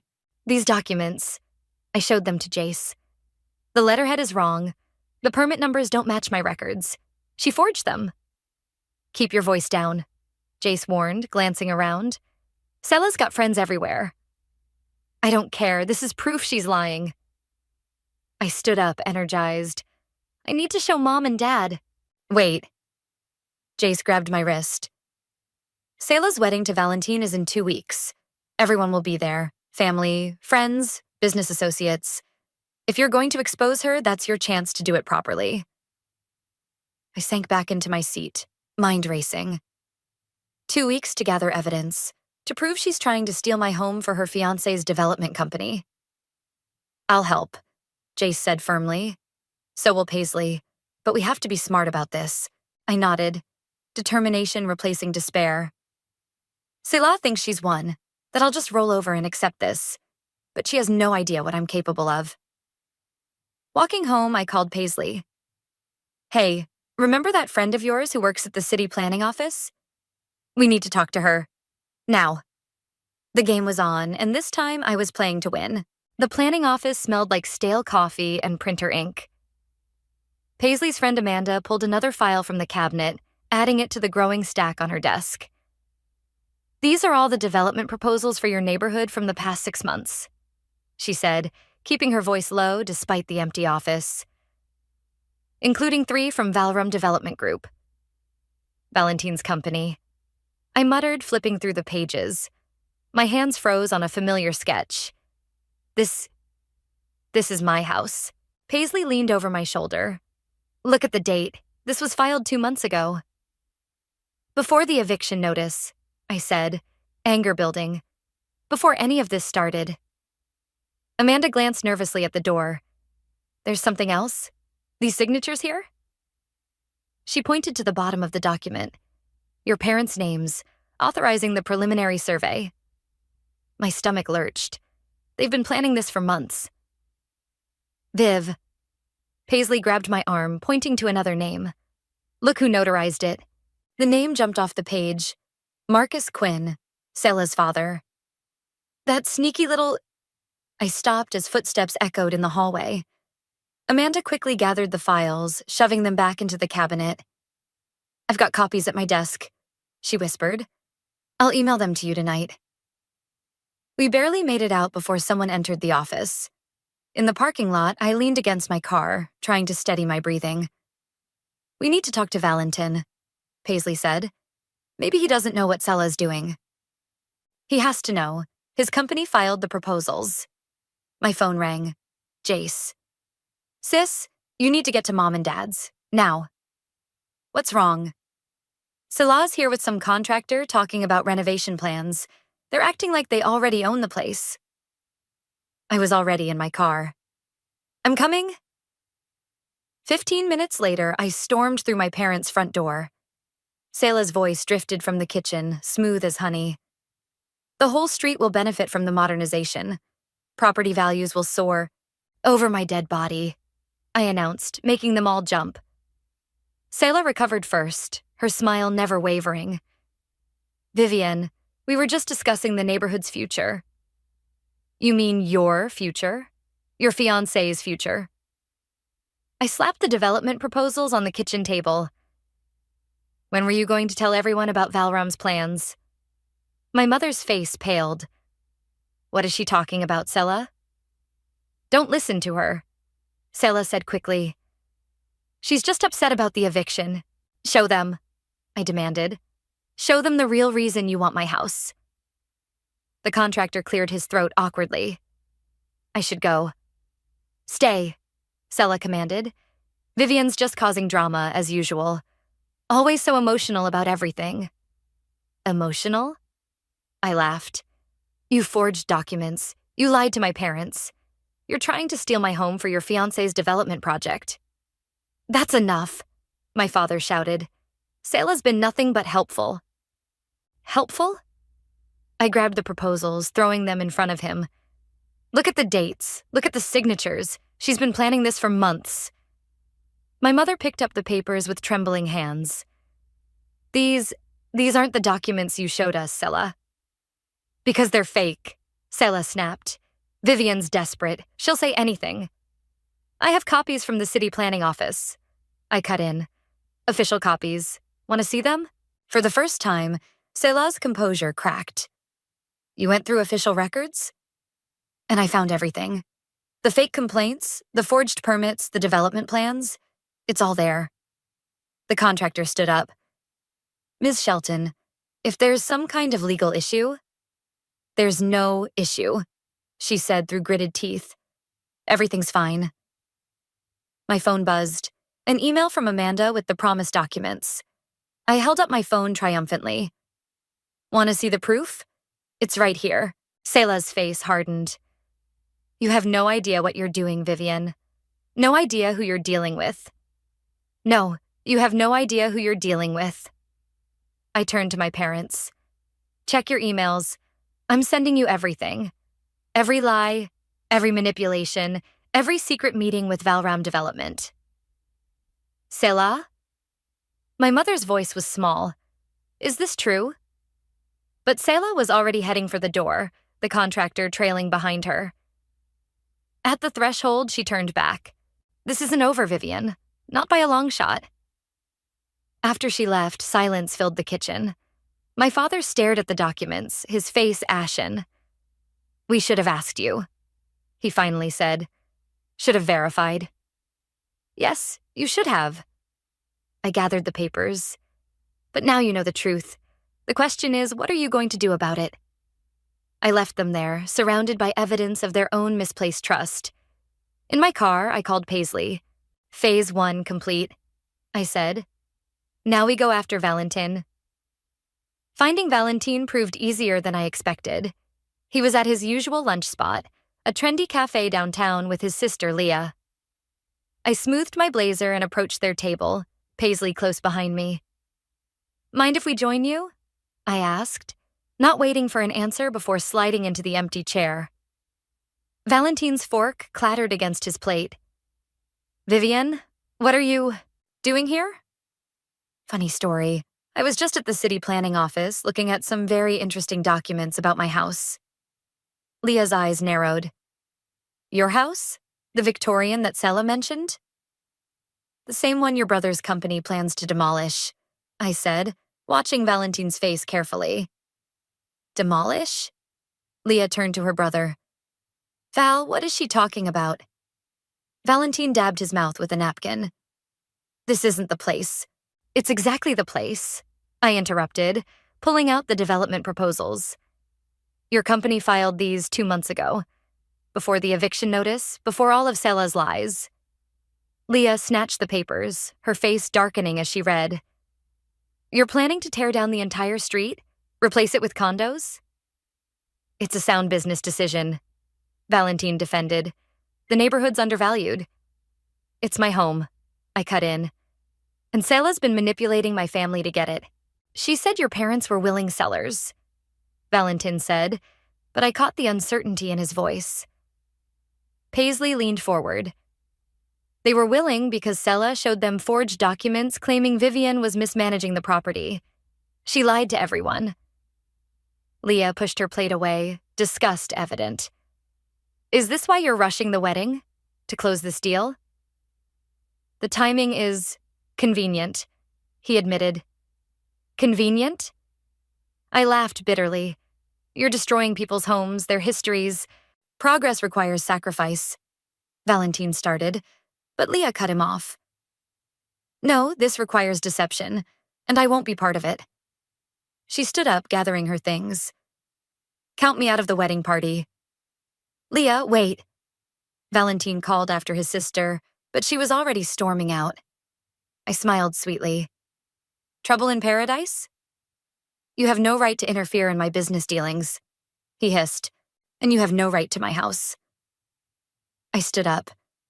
By the way, I've sent copies of everything to the City Ethics Board. They're very interested in how Valram obtained those preliminary approvals. The color drained from his face. You're bluffing. Try me. I dropped a business card on the table. That's my lawyer's number. Use it. Outside, Leah was waiting by my car. I want to help. Why should I trust you? Because I've watched Sela manipulate my brother for months. Because I've seen the way she operates. Leah's eyes flashed.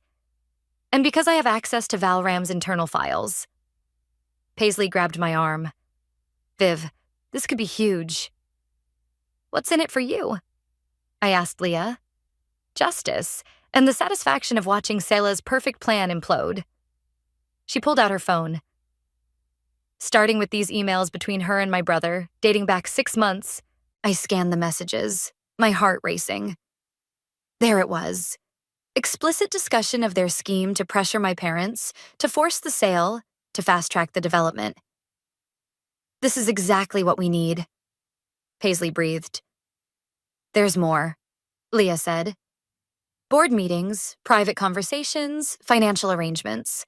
I can get you everything. My phone buzzed, a text from Jace. Mom and Dad want to talk. They've seen the evidence. Looks like the tide is turning, I told Leah. But we need to move fast. The wedding's in 10 days. Perfect timing for everything to fall apart. She smiled grimly. I'll send you what I have tonight. As Leah walked away, Paisley turned to me. Are you sure about this? Using her? She's using us too, I pointed out. But right now we want the same thing. My phone buzzed again. An unknown number. The message made my blood run cold. Back off now or you'll regret it. Some things are worth more than a house. S. Paisley read over my shoulder. She's threatening you. She's desperate, I corrected, saving the message as evidence. And desperate people make mistakes. I headed toward my car, determination fueling every step. Let's go see my parents. It's time to show them exactly who they've been protecting. The pieces were falling into place, faster than I'd hoped. But Sela's threat lingered in my mind, a warning that this fight was far from over. And something told me the worst was yet to come. I woke to the sound of breaking glass. Jumping out of bed, I rushed downstairs to find my front window shattered, a brick lying among the shards.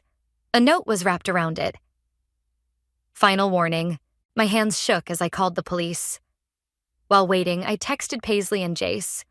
They arrived before the officers did.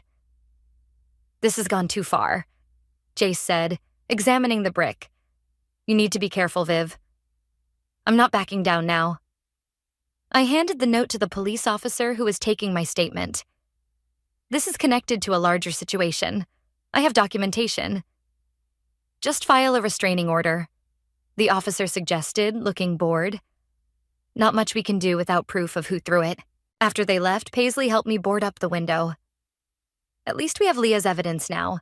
Those emails she sent last night are devastating. Speaking of which, I checked my phone. 3 missed calls from my mother. I need to go see them. They've had time to process everything. I'm coming with you, Jace insisted. 20 minutes later, we sat in our parents' living room. Mom's eyes were red from crying. We've been such fools, she whispered. All those documents Salah showed us, we wanted to believe she was helping. The development plans, Dad added, his voice heavy. We had no idea they planned to demolish the whole street. We thought they were just renovating. Sela knew exactly what buttons to push, I said. She played on your concerns about me, made you think I was in trouble. She's been manipulating this family for years. Jace added. Remember when she convinced you to give her grandma's jewelry instead of Viv? Mom's face crumpled. She said you didn't want it, that you thought it was old-fashioned. I never said that. I swallowed hard. Just like I never made unauthorized changes to the house. Never had complaints from neighbors. We know that now, Dad said. We've talked to everyone on the street. No one ever complained. In fact, they all love what you've done with the place. My phone buzzed. Leah. Emergency. Meet me at Riverside Park. Now. I have to go. I stood up. But first, are you with me on this? Really with me? Mom squared her shoulders. We'll do whatever it takes to make this right. At the park, Leah paced near the fountain, her face pale. Salah knows I helped you. She's threatening to reveal something about my past to the board of Valrum. What something? A mistake I made years ago. It could ruin my career. She ran her hands through her hair. I can't risk it. Hey, I grabbed her shoulders. Whatever it is, it can't be worse than what she's doing now. You don't understand. My whole life could fall apart. Then let it. The words came out harder than I intended. Sometimes you have to lose everything to do the right thing. Leah's eyes filled with tears. Easy for you to say. You're just fighting for a house. No, I'm fighting for justice, for truth. For every person Selah has ever manipulated or hurt. I softened my tone. Including you. She wiped her eyes. There's something else. I overheard Valentine on the phone. They're moving up the timeline. They want to close the deal right after the wedding. That's in a week. Less. The rehearsal dinner is in 3 days. Leah straightened up. You're right. I can't let her win. Not again. My phone lit up with a text from an unknown number. Hope you enjoyed the brick. Next time it won't be your window. S. I showed Leah the message. Her face hardened. She's really losing it. Good, I said. The more desperate she gets, the more mistakes she'll make. The rehearsal dinner, Leah said suddenly. All the investors will be there. The board members, the family. Perfect time to expose everything. But Selah will be expecting something. She'll be prepared. I smiled grimly. Then we'll have to be better prepared. I need every document, every email, every piece of evidence you can get. And I need them tonight. Leah nodded. I'll have them to you in 2 hours. As she walked away, my phone buzzed again. This time it was Paisley. Your mom just called. Salah's at their house. She's crying, saying you're trying to ruin her life. Your parents aren't buying it, but she's putting on quite a show. I texted back. Let her perform. In 3 days, she'll have a real reason to cry. The stakes were higher now, the threats more serious. But with each desperate move Selah made, she only proved how close we were to bringing her down. The countdown to the rehearsal dinner had begun. The day before the rehearsal dinner, I sat in my lawyer's office, surrounded by stacks of evidence. Sarah, my attorney, flipped through the documents with growing interest. These emails between Selah and Valram are damning, she said. And the forged documents? That's criminal. But is it enough? I asked. To stop the development? Absolutely. To press charges? Probably. She leaned forward. But are you sure you want to do this at the rehearsal dinner? It's perfect timing. All the investors will be there, plus the entire family. My phone buzzed. Another threat from Selah. Last chance to back down. Remember, I know about Miami. Sarah caught my expression. What's wrong? She's trying to blackmail me now. I showed her the text. But the Miami thing, it's nothing. Just a spring break mistake from college that she thinks she can use against me. Document everything, Sarah advised, handing me a USB drive. I've organized all the evidence here, including the police report about the brick. Are you sure you don't want private security? I'll be fine. Jason Paisley will be with me tomorrow night. Outside the office, I found Leah waiting in her car. Get in. There's something you need to see. She drove us to Valrum's office building, parking in the underground garage. Valentine and Selah are in a board meeting upstairs, but look at this. She pulled out her tablet, showing me security footage from earlier that day. Selah was arguing with someone in the garage. Her father. "Turn up the volume," I said. "I can't keep covering for you," her father was saying. "The notary stamps, the forged documents, it's too much risk." "Daddy, please, just one more day. After the rehearsal dinner, it won't matter anymore." "What's happening after the rehearsal dinner?" I asked Leah. "I don't know, but they've booked a private room at the restaurant. Invitation only, after the main event." My phone rang. Paisley. "Viv, you need to get home now. Someone's been in your house. I broke every speed limit getting back." Paisley and Jace were waiting outside. Inside, my breath caught. Every renovation I'd done, every wall I'd painted, every fixture I'd restored, had been photographed and marked with bright red X's. "They're documenting everything they plan to destroy," Jace said quietly. Paisley picked up a business card left on the counter. "Look who's handling the demolition." The company name made my blood boil. It belonged to Selah's uncle. "They're keeping it all in the family," I said bitterly. "How did they even get in?" "Your mom called," Jace said. "Selah asked to borrow her spare key this morning. Said she needed to measure for wedding decorations." "And Mom gave it to her?" "No. But when she refused, Selah broke down crying, saying you were trying to ruin her special day. Mom felt guilty and admitted where she keeps the spare." I sank onto the stairs, looking at the red X's everywhere. This was my grandmother's house. I learned to walk on these floors. Had my first kiss in that bay window. "And you're not going to lose it," Paisley said firmly.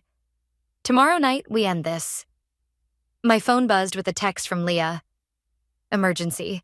Selah's changed the seating arrangements. You're not invited to the private meeting anymore." "Doesn't matter," I texted back. "We'll do it during the main dinner. More witnesses that way." I spent the rest of the day with Sarah, finalizing our strategy. By nightfall, everything was ready. Lying in bed that night, I heard footsteps on my porch. Grabbing my phone to call the police, I crept to the window. But it was just my mother, leaving something by the door. I opened it to find a small package with a note. "Your grandmother wanted you to have this. I should have given it to you years ago. Love, Mom." Inside was my grandmother's antique locket, the one Selah had claimed I didn't want. Opening it, I found a tiny photograph of my grandmother standing proudly in front of the house, the day she bought it. My phone lit up with one final threat from Selah. "Hope you're ready for tomorrow," because I am. I touched the locket, then looked at the red X's marking my walls. "Bring it on," I whispered. Tomorrow, everything would change. Either I'd save my home and expose Selah's schemes, or I'd lose everything I'd fought for. But looking at my grandmother's proud smile in that old photograph, I knew one thing for certain. I wasn't going down without a fight. The rehearsal dinner couldn't come soon enough. The rehearsal dinner buzzed with nervous energy. Selah held court at the main table, resplendent in white, while Valentine worked the room, charming investors. I sat between Paisley and Jace, my grandmother's locket cool against my skin, waiting for the right moment. "Look who just arrived," Paisley whispered. Sarah, my lawyer, walked in with Leah, right on schedule. Selah's smile flickered for just a moment before she recovered, rising to greet them. "Leah, darling, I was worried you wouldn't make it after our disagreement." "Wouldn't miss it," Leah said coldly, then turned to the assembled guests. "Have you met Sarah? She's a fascinating person. Specializes in real estate fraud." The room quieted slightly. Valentin appeared at Selah's side, his hand tight on her arm. "Perhaps we should start the toasts," he suggested. "Wonderful idea." I stood up, raising my glass. "I'd like to go first." Selah's face drained of color. "That's not on the program." "Oh, but I insist." I moved to the center of the room. "After all, what kind of cousin would I be if I didn't congratulate you on your achievements?" The room fell silent. All eyes on me. "Vivian," my mother warned softly. "It's okay, Mom. I'm just going to share some interesting documents with everyone." I nodded to Sarah, who began distributing folders to the investors. Consider it my wedding gift. Security, Sela called out, but Leah was already blocking the door. Let's start with these emails, I continued, my voice carrying across the stunned room. Detailed plans to forge documents, manipulate my family, and steal my home for Valrum's development project. Valentine stepped forward. These are private business matters. Fraud is never private. Sarah interjected. Neither is forgery, which brings us to Exhibit B, the falsified complaints and permits, complete with unauthorized notary stamps from Sela's father. Sela's father stood up, face red. Now wait just a minute. The ethics board is very interested in your involvement, Sarah added smoothly. They'll be in touch. You're ruining everything, Sela shrieked, lunging for the folders. But Jace was faster, already passing copies to the board members. Like you tried to ruin my life? I asked. The threats? The brick through my window? The break-in? Gasps rippled through the crowd. Valentine's sister stood up. The police have been notified, she announced. About everything. Val, do something, Sela pleaded. But Valentine was busy reading the documents, his face growing darker with each page. You told me her family agreed to sell, that everything was legal. It was just business, Sela protested. A simple property acquisition. Simple? I pulled out my phone, playing the security footage Leah had given me. Sela's voice filled the room. After the rehearsal dinner, it won't matter anymore. What were you planning? Valentine demanded. What happens after dinner? Sela's silence was damning. Her father broke it. The demolition crew is scheduled for midnight, he admitted.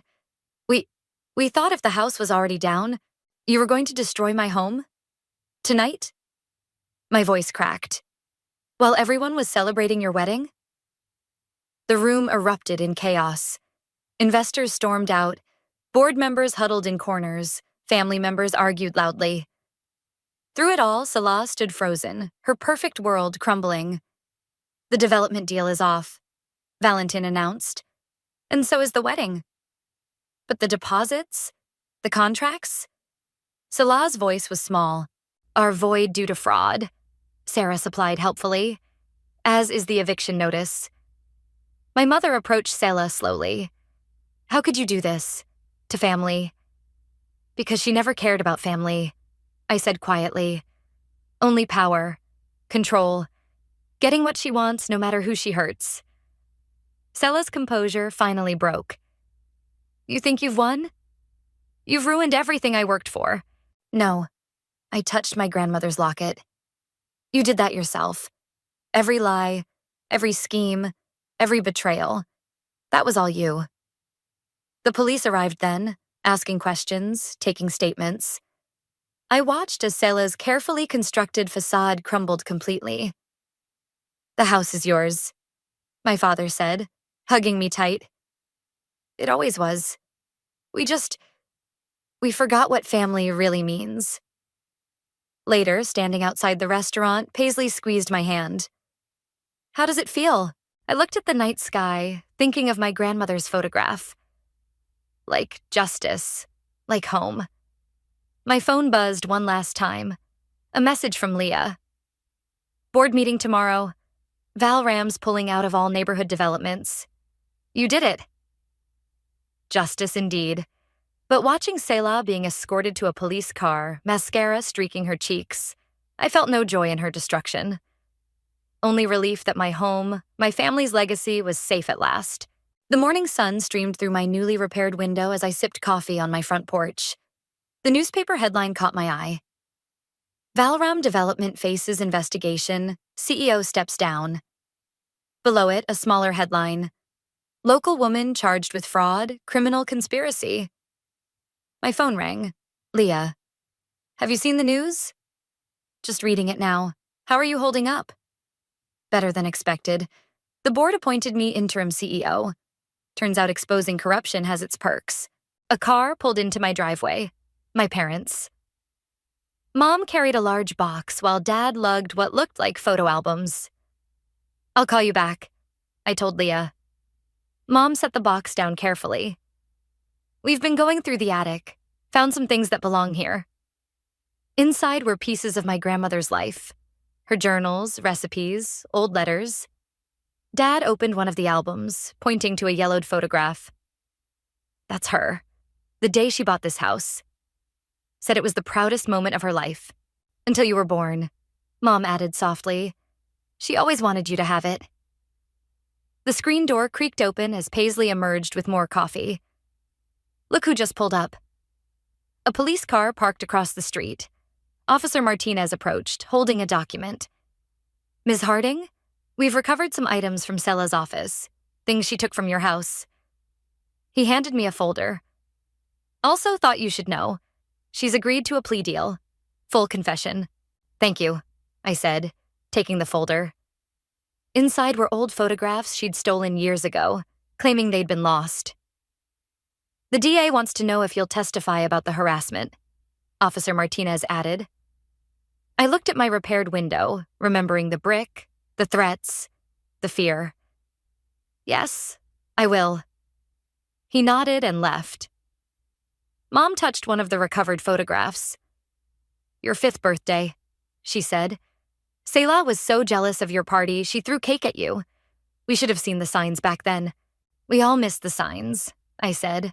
But we can't change the past. Jace's truck rumbled up the street, Valentine surprisingly in the passenger seat. They carried construction supplies.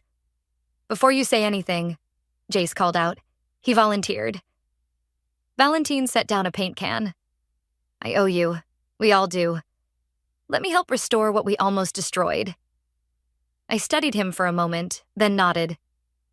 Start with the back porch. It needs new railings. The day unfolded like a healing breath.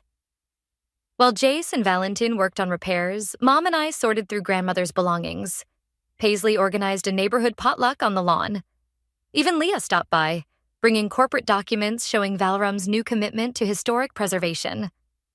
The board wants to establish a fund, she explained, to help homeowners restore historic properties instead of demolishing them. Karma works in mysterious ways, Paisley mused. As evening approached, neighbors gathered on my lawn, sharing food and stories. Mrs. Rodriguez from next door brought her famous empanadas. Your grandmother loved these, she told me. She hosted dinners like this all the time. The house was always full of people, full of life.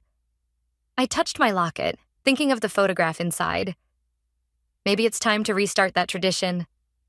Dad raised his glass. To new beginnings. And old foundations, Mom added. My phone buzzed. A text from Sarah. Plea deal finalized. Selah's serving time. The house is officially safe. Looking around at my gathered family, friends, and neighbors, I realized something. This house wasn't just walls and windows, not just a property to be saved. It was a home, alive with memories and possibilities. You know, Paisley said, your birthday's coming up again. No surprise parties this time. I laughed. No, she agreed. But maybe a housewarming to celebrate properly? I watched Jace and Valentine arguing good-naturedly about porch designs, Mom sharing grandmother's recipes with neighbors, Dad telling stories about the house's history to enthralled listeners. I'd like that, I said. A fresh start. The evening wind carried the scent of blooming jasmine, grandmother's favorite. She'd planted it along the fence years ago, and like the house itself, it had endured. To fresh starts, I raised my glass, and to coming home. The gathered crowd echoed the toast, their voices mixing with crickets and distant wind chimes. This was what Selah never understood, what no development plan could capture. The heart of a home, beating strong through generations. I sat on my porch steps, surrounded by love and laughter, knowing that while the battle for my house was over, the story of this home was just beginning. And this time, every page would be filled with joy, not fear. With welcome, not walls.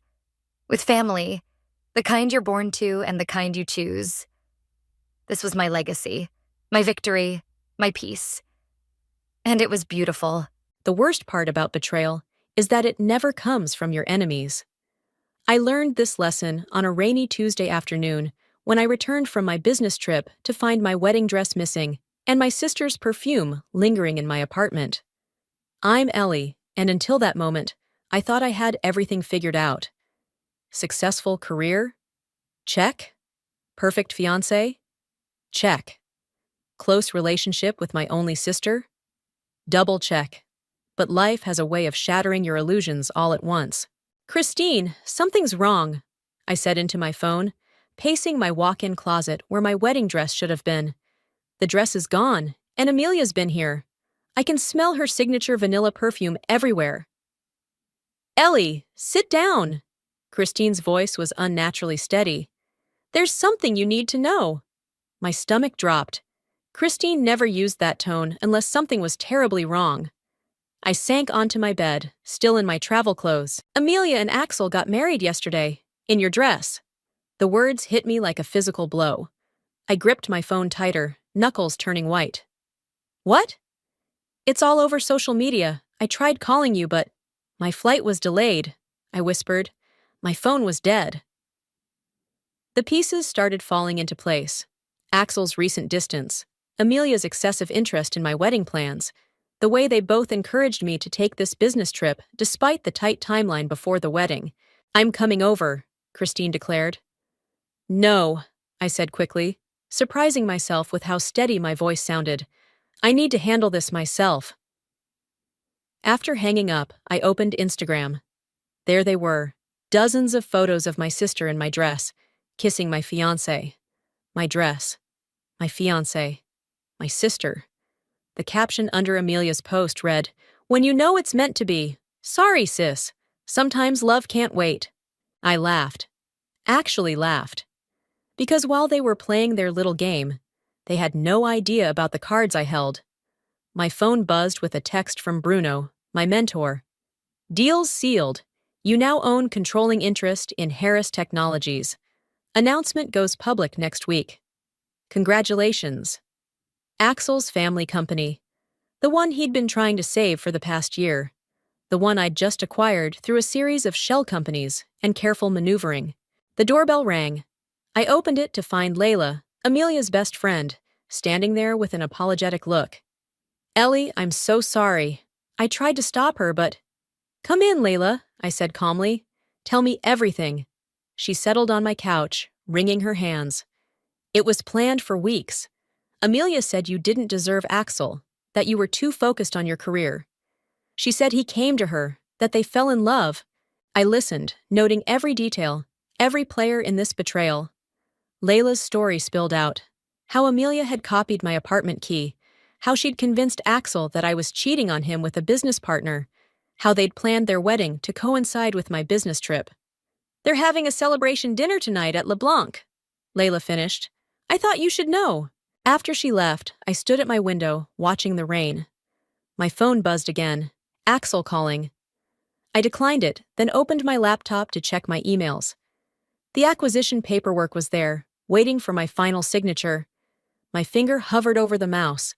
One click, and I'd own everything Axel's family had built over 3 generations. One click, and I could destroy them both. The rain intensified outside, matching the storm brewing inside me. Another text came through, this time from Amelia. Please don't hate me. We need to talk. I closed my eyes, remembering all the times I'd protected her, supported her, loved her. How many times had I picked up the pieces of her mistakes? How many times had I put her first? Opening my eyes, I clicked Sign on the acquisition documents. Then, I opened my closet, pulled out my best dress, not white, but blood red, and began to get ready. They wanted to play games? Fine. But they'd forgotten one crucial detail about me. I never played to participate. I played to win. As I applied my lipstick, my phone lit up with a text from Bruno. Confirmation received. Congratulations on your new company, CEO. I smiled at my reflection. Sometimes karma needs a little help, and I was more than happy to assist. You're scary when you're calm like this, Christine said, watching me pour us both a glass of wine in my kitchen. I expected tears, screaming, maybe some plate throwing. But this? She gestured at my composed demeanor. This is terrifying. What's terrifying is how predictable they both are, I replied, sliding her glass across the counter. Did you know Axel's been trying to secure additional funding for months? His family's company is hemorrhaging money. Christine's eyes widened. And you bought it? Through shell companies and private equity firms. Bruno helped structure it so neither of them would notice. I took a sip of wine. Axel was so busy planning his little betrayal, he didn't even notice who was buying up shares. Jesus, Ellie! Christine leaned forward. What are you planning? The doorbell interrupted us. Through the peephole, I saw Bruno's familiar silhouette. I opened the door to find him holding a thick manila envelope. The final paperwork, he said, stepping inside. Everything's in order, but we need to discuss timing. We gathered around my dining table, spreading documents across its surface. Bruno pointed to several key sections, while Christine watched, fascinated. The announcement goes public next week, Bruno explained. Once it does, the board will be restructured. Axel's position as CEO becomes redundant. He doesn't know? Christine asked. He's been too busy stealing my sister and my dress to notice his company slipping through his fingers, I said, signing another document. My phone buzzed. Another call from Axel. 7th one today. You should answer it, Bruno suggested. Keep him off balance. I hit accept. Hello, Axel. Ellie, thank God. We need to talk. His voice was strained. What happened? It's not what you think. Oh? So you didn't marry my sister in my wedding dress? Silence. That's what I thought. I kept my voice light, pleasant. Congratulations, by the way. I hope you both got everything you wanted. Ellie, please. I have to go. I'm in the middle of something important. Business, you know how it is. I hung up before he could respond. Christine whistled low. Ice cold. Speaking of business, Bruno interjected, we need to discuss the gala next week. The acquisition announcement will be made there. All major shareholders are expected to attend. Including Axel and his family, I noted, a plan forming. Send them all invitations. Make it impossible to refuse. Ellie, Christine touched my arm. Are you sure about this? Revenge might feel good now, but this isn't just revenge, I interrupted. This is business. Axel's family company is failing because of his mismanagement. I'm saving it. And if I happen to destroy his reputation in the process, well, I shrugged.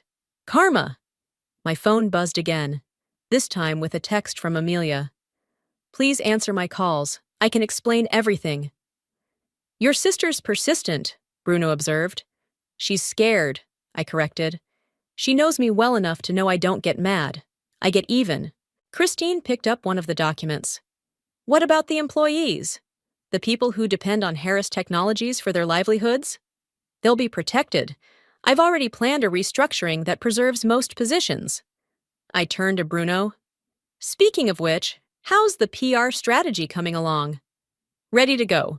We're positioning this as a rescue operation. Young, innovative CEO saves struggling company. He smiled. The press will love it. Another text from Axel. Just saw the gala invitation. We need to talk before then, please. I showed it to Bruno, who chuckled. He's starting to sweat. Good. What's your next move? Christine asked. I walked to my window, looking out at the city lights. Tomorrow, I'm going shopping for a gala dress, something unforgettable. Then I'm going to show up at their celebration dinner tonight at LeBlanc. Ellie, Christine started. Don't worry, I assured her. I won't make a scene. I'll just congratulate the happy couple. Maybe mention how excited I am about next week's business announcement. Bruno gathered the documents, sliding them back into the envelope. Remember, discretion is crucial until the announcement. Trust me, I said, checking my reflection in the mirror. I know exactly what I'm doing. As they left, Christine hugged me tightly. Just don't lose yourself in this, okay? I watched them leave, then checked my phone one last time. A new text from Amelia. Saw you're attending the gala. What are you planning? I smiled, typing back. Just supporting my sister's new family. Isn't that what sisters do? Slipping my phone into my purse, I grabbed my keys. LeBlanc was waiting, and I had a dinner to crash. Sometimes the best revenge isn't served cold. It's served with a smile and perfect timing. LeBlanc was exactly as pretentious as I remembered. All crystal chandeliers and white tablecloths. I spotted them immediately. Amelia in a designer dress that probably cost more than her monthly salary. Axel looking uncomfortable in his tailored suit. They were surrounded by friends. Champagne flowing freely. "Table for one," I told the maitre d', loud enough to carry. Heads turned.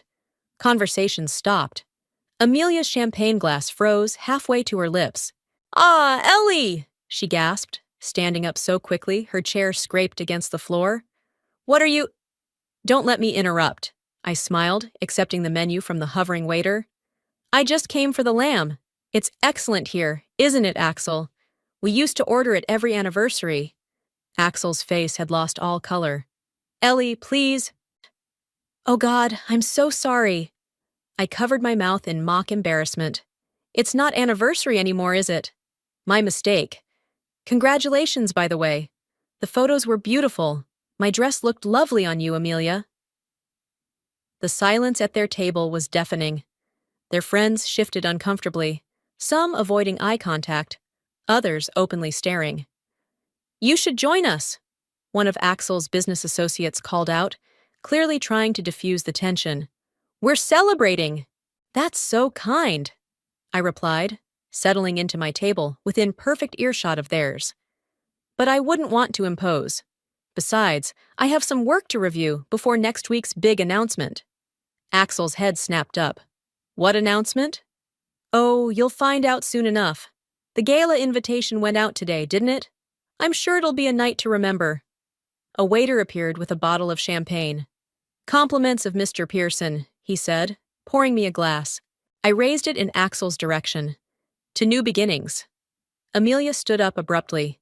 "We need to talk, now." She grabbed my arm, pulling me toward the ladies' room. Inside the opulent bathroom, she spun to face me. "What are you doing?" "Having dinner," I said, checking my lipstick in the mirror. "The lamb really is excellent here." "Stop it!"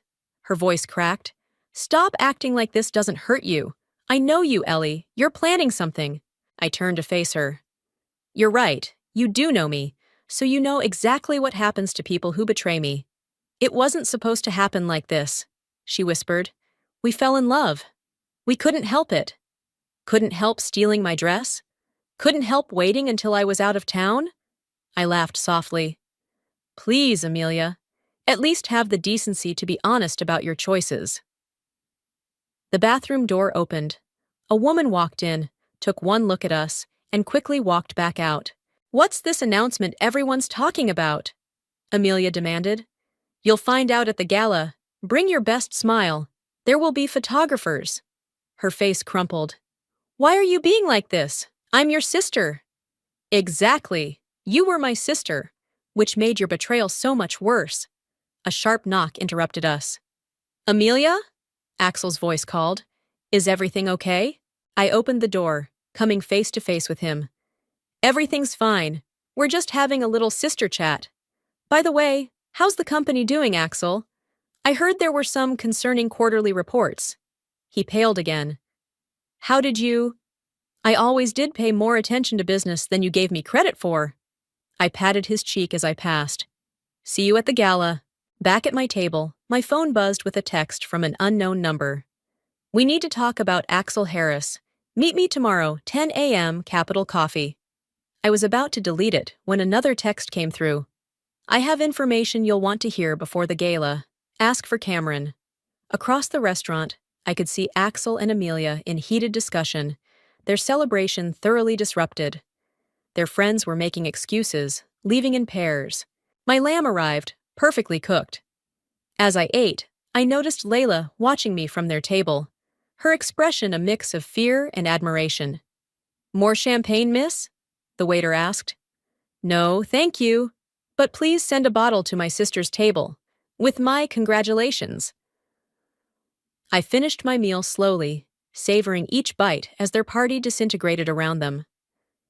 As I stood to leave, I dropped a business card on their table. "You might need this," I told Axel.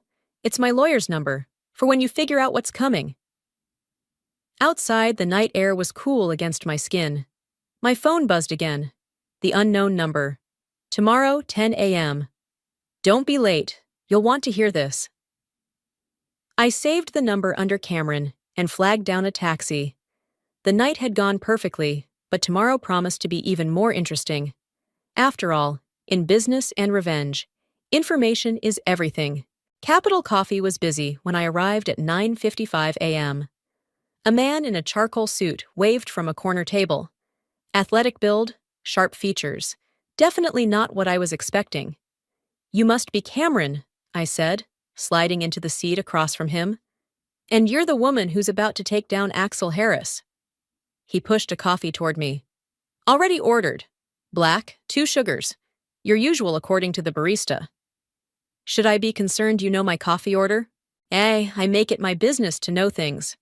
He slid a folder across the table. "Like how Axel's been embezzling from his family's company for the past year." I opened the folder, scanning documents filled with transaction records and bank statements. "How did you get these?" "I'm the external auditor, hired by the board last month. Found some concerning patterns." Cameron leaned forward. "But here's what's interesting. The money isn't in his accounts. It's in your sister's." My coffee cup froze halfway to my lips. "What?"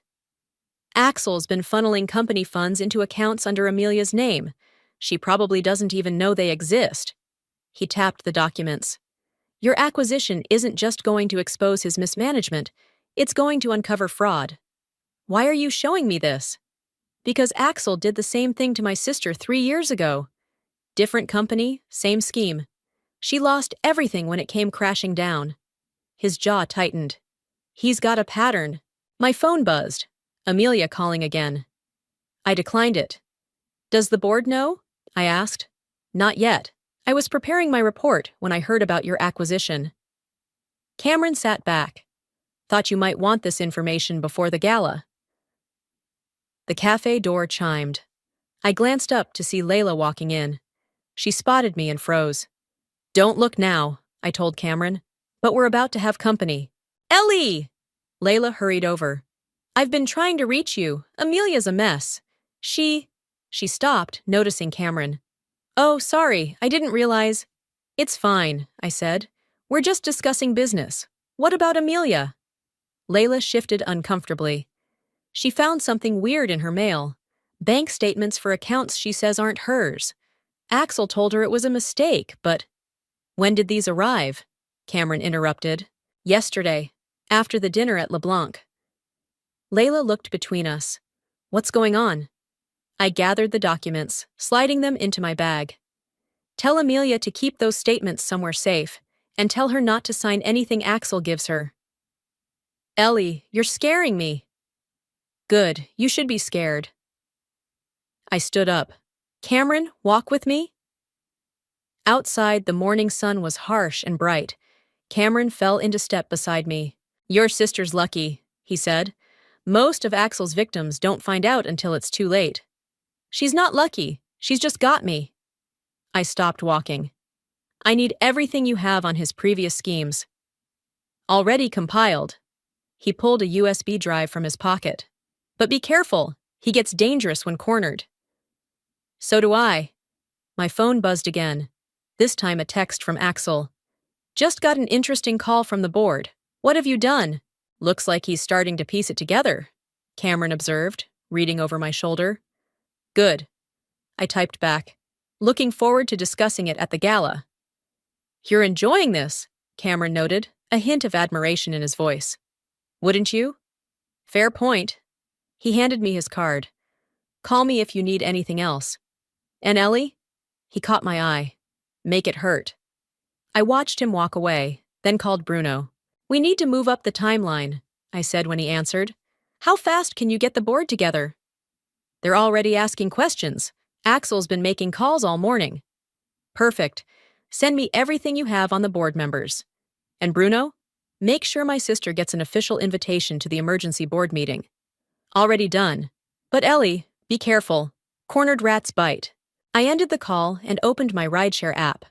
Another text came through, this time from Amelia. Found more statements. We need to talk. Please. Finally, I thought. The pieces were falling into place. Where to? The driver asked as I slid into the back seat. Law offices of Riley and Associates, I replied, thinking of Christine. Time to prepare for war. The USB drive felt heavy in my pocket. Ammunition I hadn't expected, but desperately needed. Sometimes karma needs a little help, and sometimes it sends exactly the right ally at exactly the right time. The emergency board meeting was set for 3 p.m., but I arrived early to watch them file in. Axel's father, looking grave. His uncle, checking his phone nervously.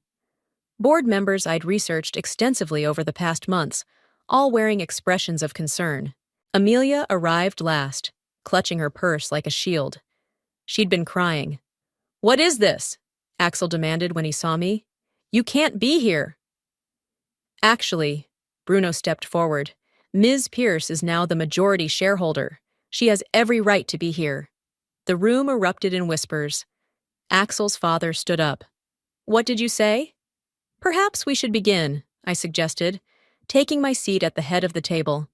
We have a lot to discuss. Cameron entered quietly, carrying his audit reports. Axel's face went from red to white in seconds. Before we start, I said, I should mention that everything said here is being recorded. Legal requirement, you understand. This is ridiculous, Axel sputtered. You can't. Show them, I nodded to Cameron. He connected his laptop to the projector. Bank statements filled the screen, transactions highlighted in angry red.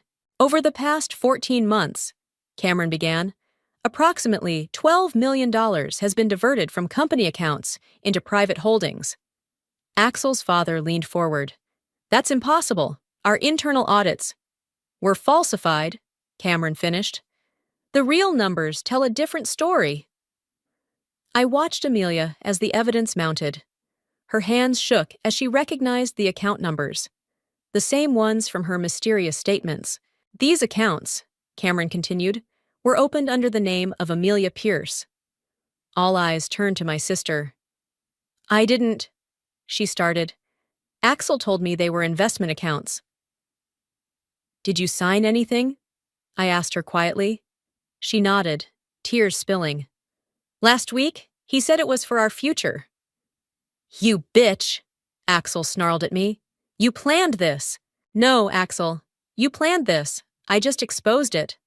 I turned to the board. I have a proposal. The company needs new leadership. I'm offering to step in, with immediate effect. This is a family company, Axel's father protested. And it will remain one, I assured him. You'll keep your position as chairman, but your son needs to step down. Or what? Or these documents go to the SEC. I let that sink in. Your choice. The room fell silent, except for Amelia's quiet sobs. There's more, Cameron added, changing slides. Similar patterns at his previous employers. 3 companies, same scheme. Axel lunged across the table at Cameron.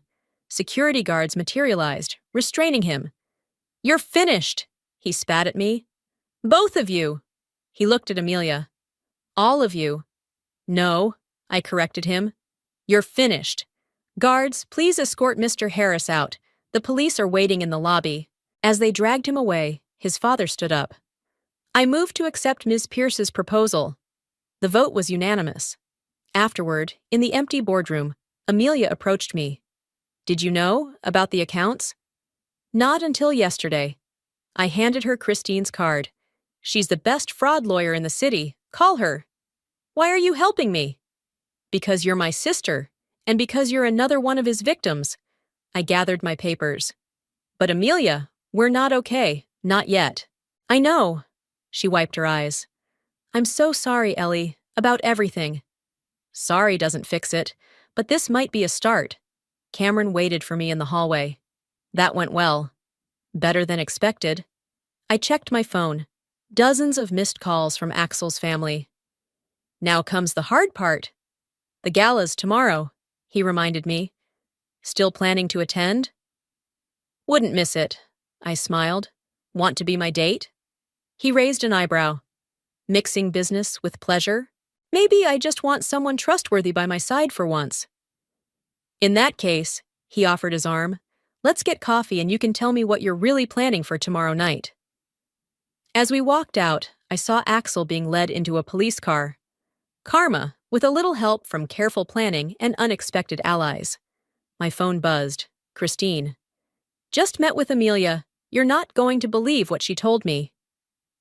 Save it for tomorrow, I texted back. The gala should be interesting. Looking up at Cameron, I felt something I hadn't experienced in weeks. Hope. Maybe revenge wasn't just about destruction. Maybe it could also be about rebuilding something better from the ashes. So, Cameron said as we reached the coffee shop, about tomorrow night? The gala would be my coronation as CEO, but somehow I had a feeling it would be about much more than just business. The gala ballroom sparkled with crystal and champagne, but all eyes were on me as I descended the grand staircase in a midnight blue gown. Cameron waited at the bottom, looking sharp in his tuxedo. Ready to make history? He whispered, taking my arm. Born ready. Cameras flashed as we made our entrance. The business world's elite mingled with local celebrities, all here to witness the announcement. Axel's father stood with the board members, his expression unreadable. Ellie! Christine waved us over. You need to hear what Amelia told me. Later, I promised. First, we have a show to put on. Bruno appeared with champagne. Everything's set. The press is eager for the announcement. Where's Amelia? I asked. Here. My sister emerged from the crowd in a simple black dress, looking smaller than I'd ever seen her. The police interviewed me all morning. They're investigating all of Axel's past ventures. Good. I handed her a glass. Stay close. You'll want to hear this. The room hushed as Bruno took the stage. Ladies and gentlemen, thank you for joining us tonight. We have an important announcement regarding the future of Harris Technologies. I felt Amelia tense beside me. Please welcome our new CEO, Ms. Ellie Pierce. The applause was deafening as I took the stage. Camera flashes intensified. Thank you, I began. Harris Technologies has been a cornerstone of innovation for 3 generations. Tonight marks not just a change in leadership, but a new chapter in corporate responsibility. I caught Axel's father's eye. He nodded slightly. As my first act as CEO, I'm announcing a full audit of all company finances. Transparency will be our new foundation. Additionally, I paused for effect, we're establishing a victims' compensation fund for those affected by previous management's fraudulent activities. Murmurs rippled through the crowd. Amelia gasped. To those who lost their savings, their trust, their futures, we see you. We will make this right. Cameron stepped forward, presenting additional documents to the press. The story would break tomorrow. Axel's complete history of fraud, the pattern of destruction he'd left behind. As I concluded my speech, Layla rushed in, looking frantic. She whispered something to Amelia, whose face went pale. What's wrong? I asked, stepping down from the stage. Axel made bail. Amelia's voice shook. He's here! On cue, the ballroom doors burst open. Axel stormed in, disheveled and wild-eyed. You think you've won, he shouted. You think this is over? Security moved toward him, but he pulled out an envelope. I have proof. She orchestrated everything. She trapped me. Cameron stepped between us. Leave now, Axel, while you still can. No. He threw the envelope at me, papers scattered across the floor. Read it. Tell them how you planned this for months. I picked up one of the papers, smiling. You mean these? The records of your offshore accounts? The ones you thought were so well hidden? His face fell. Or maybe you mean these emails? I held up another page. The ones showing you planned to frame my sister for your embezzlement? How did you... I learned from the best, didn't I? You taught me to always be 3 steps ahead. I turned to the shocked crowd. Ladies and gentlemen, Exhibit A in why you shouldn't underestimate the woman you're planning to betray. Security finally reached him, but Axel had one last card to play. Amelia, tell them! Tell them how we planned it together. All eyes turned to my sister. She stepped forward, Christine at her side. No, Axel, you planned it. You used me, just like you used everyone else. She pulled out a recording device. And I have proof. The color drained from his face as his own voice filled the room, detailing his schemes, his manipulations, his plans to frame Amelia if things went wrong. Take him out, I ordered security. The police are waiting. Again. As they dragged him away, Amelia turned to me. I recorded everything after I found those bank statements. Christine helped me understand what he was really doing. Good girl, I said softly. Maybe you're learning too. The press swarmed us, questions flying. Bruno stepped in, handling the media with practiced ease, while Cameron led me to a quiet corner. That was quite a show, he said. The night's not over yet. I checked my phone. The story's already breaking online. By morning, everyone will know exactly who Axel really is. And who you are, Cameron added. The brilliant CEO who exposed corporate fraud and protected investors. Not bad for a woman who was left at the altar, right? He smiled, offering his hand. Dance with me? As we swayed to the music, I caught Amelia's eye across the room. She mouthed, "Thank you," before disappearing into the crowd with Christine. Sometimes revenge isn't about destroying someone. Sometimes it's about building something stronger from the wreckage they left behind. The morning after the gala, I found Amelia waiting in my office, clutching a familiar white garment bag. Your wedding dress, she said quietly. I had it cleaned. I took the bag, laying it across my desk. Bit late for that, don't you think? I know. She twisted her hands together. The police called again this morning. They found more victims. So many, Ellie. How did I not see it? Because you saw what you wanted to see. I sat down behind my desk. Just like I did at first. A knock interrupted us. Cameron entered with coffee and files. Sorry, didn't realize you had company. Stay, I said. We need to discuss the victims' fund anyway. Amelia stood to leave, but I stopped her. You should hear this too. You're one of his victims now. Am I? Her voice cracked. Or am I just another perpetrator? Sit down, Amelia. I opened one of Cameron's files. Let's talk about how we fix this. Cameron spread documents across my desk. We've identified 23 victims across 4 companies. Total losses around $20 million. I'll cover it, I said. All of it. Ellie, no, Amelia protested. You can't. I can and I will. I signed the authorization. Consider it penance for not seeing through him sooner. My phone buzzed. Christine calling. I put her on speaker. Turn on the news, she said without preamble. Now. I clicked on the wall-mounted TV. Axel's face filled the screen, but not from the gala. This was security footage from years ago, showing him with another woman. Young, vulnerable, familiar. That's Sarah, Cameron said quietly. My sister. We watched in silence as the story unfolded. Axel's pattern of seducing women, using them for financial gain, leaving them to take the fall. The reporter called it a systematic campaign of fraud and emotional manipulation. They interviewed Sarah this morning, Cameron added. She's been building this case for years. Amelia sank deeper into her chair. I feel sick. Good, I said. That means you're finally seeing clearly. Another knock, Bruno this time, with more files. Board's waiting in the conference room. They want to discuss damage control. No, I said firmly. No damage control. We face this head-on. Full transparency. The stock will take a hit, he warned. Let it. We'll rebuild stronger. I gathered my papers. Cameron, bring Sarah in this afternoon. I want her involved in structuring the victims' fund. What about me? Amelia asked softly. I looked at my sister. Really looked at her. Behind the designer clothes and perfect makeup, I saw something new. Remorse. Start by telling the truth, I said. To yourself, to the police, to everyone. Then we'll talk about forgiveness. She nodded, tears spilling. I never meant. I know. I surprised myself by reaching for her hand. But you did it anyway. Cameron cleared his throat. The board's waiting. Go, Amelia said, wiping her eyes. I'll talk to the police again. Tell them everything. As she left, Cameron touched my arm. You're being kinder than she deserves. Maybe. I picked up my wedding dress. Or maybe I'm just tired of letting Axel destroy everything he touches.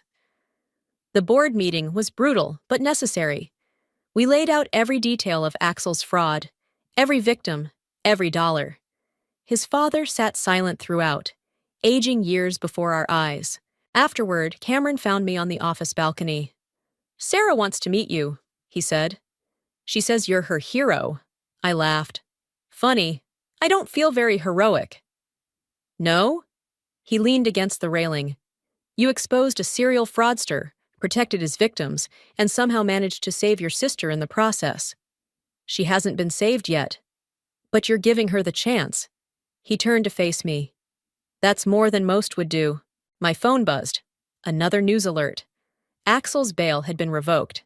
New charges filed. Karma's finally catching up, Cameron noted. With a little help, I added. Speaking of help. He shifted nervously. Would you like to have dinner with me? Not for business this time. I looked at him. Really looked. At his kind eyes, his steady presence, his unwavering support through this chaos. Yes, I said. I'd like that. Below us, the city sprawled out, oblivious to the drama in our corporate tower. Somewhere out there, Axel was facing consequences, Amelia was finding her truth, and victims were finally seeing justice. What now? Cameron asked. Now? I smiled. Now we rebuild, together. The wedding dress still lay across my desk, a reminder of what I'd lost and what I'd gained. Sometimes the best revenge isn't about getting even, it's about getting better. The courtroom fell silent as the judge prepared to deliver Axel's sentence. I sat between Cameron and Christine, watching my former fiancé in his prison jumpsuit. He looked small now, nothing like the man who'd once seemed larger than life. The defendant has shown a pattern of deliberate fraud and manipulation, the judge began. The impact on his victims has been devastating. Amelia squeezed my hand from the row behind us. She'd testified yesterday, laying bare every detail of Axel's manipulation. Her testimony had been the final nail in his coffin.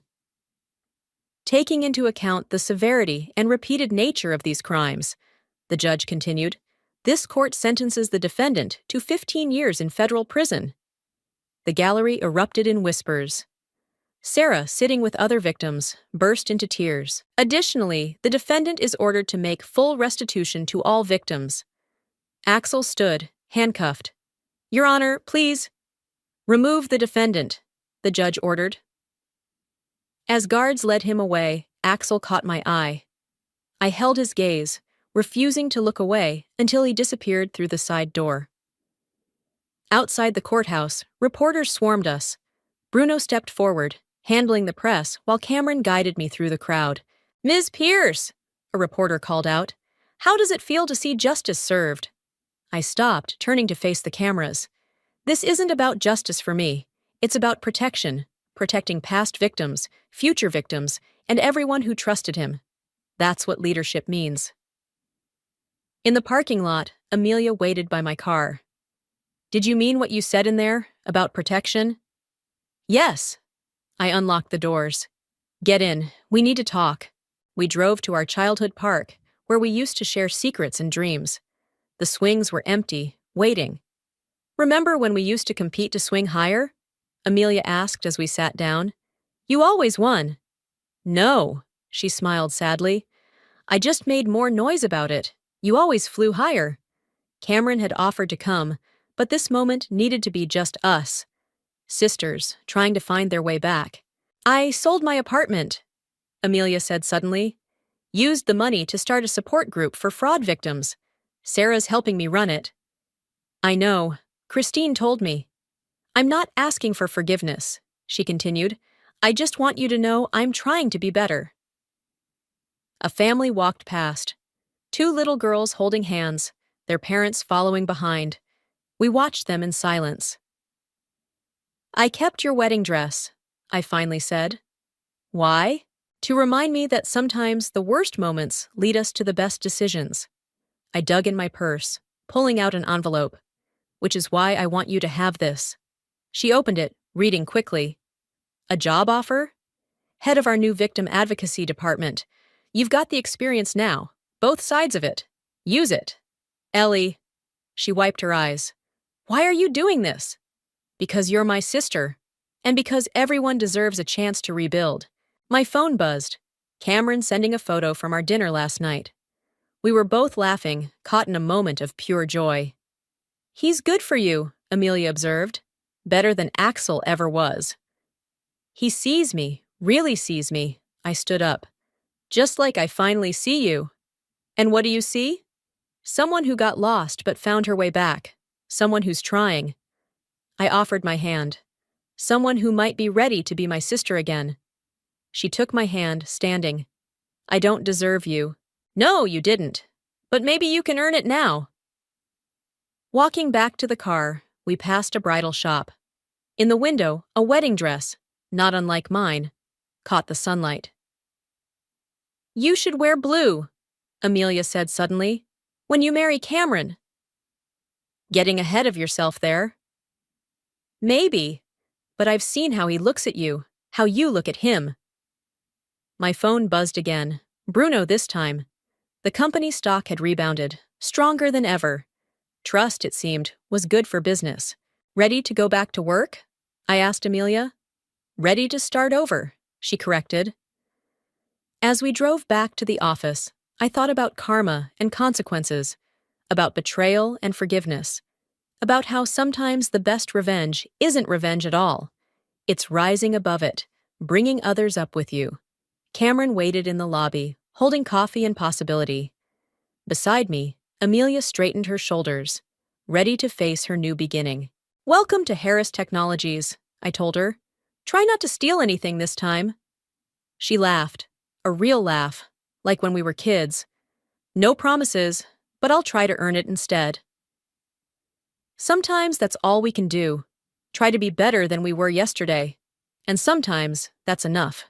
"Nina, you're being dramatic. It's just a family dinner." I stared at my reflection in the bathroom mirror, gripping the porcelain sink until my knuckles went white. Just a family dinner. Right. The kind where my sister Prudence would inevitably announce some new achievement while I sat there nodding like a bobblehead, pretending my life wasn't falling apart at the seams. My name is Nina, and I'm 29 years old. I work as a graphic designer for a small marketing firm, live in a studio apartment with a leaky faucet, and haven't been on a decent date in 8 months. But none of that matters when you're sitting across from Prudence Morrison, formerly Prudence Whitney, who married a millionaire at 28 and looks like she stepped out of a magazine spread. "Nina, get down here!" Mom's voice echoed up the stairs of my childhood home. "Prudence and Kyson are here." I smoothed down my dress, the nicest one I owned, which still looked cheap next to anything in Prudence's closet, and headed downstairs. The dining room was already buzzing with conversation. Dad was pouring wine while Mom fussed over the table settings. Prudence sat perfectly poised in her chair, her blonde hair cascading over one shoulder, wearing what I was pretty sure was a designer dress that cost more than my monthly rent. Kyson sat beside her, looking polished but tired in that way successful men do when they work too much. "There she is!" Prudence beamed at me, but something felt off about her smile. Too bright, too forced. "Nina, you look lovely." "Thanks." I slid into my usual seat, the one furthest from the head of the table, naturally. "Sorry I'm late. We were just telling your parents about our latest news," Kyson said, reaching for Prudence's hand. His voice was warm, genuine. I'd always liked Kyson. He was one of those rare wealthy guys who didn't act like he was doing you a favor by breathing the same air. Mom practically vibrated with excitement. "Oh, Nina, you'll never guess." I looked between them, waiting. Prudence's smile flickered for just a second. "We're trying to start a family," she announced. We've been working with a fertility specialist for months now. The room went quiet, except for the soft clink of Dad setting down his wine glass. That's wonderful, I said, because that's what you're supposed to say. I'm so happy for you both. Well, that's actually why we wanted to have dinner tonight, Prudence continued. She glanced at Kyson, who nodded encouragingly. We have something to ask you. My stomach dropped. I knew that look. It was the same expression Prudence had worn when she'd asked me to cover for her when she snuck out in high school, or when she'd needed me to lie to our parents about where she'd been. The look that said she was about to ask for something big. The doctors think our best option might be surrogacy, Kyson explained gently. We've been discussing it for weeks, and Prudence suggested— I suggested you, Prudence finished. Nina, would you consider being our surrogate? The words hit me like a physical blow.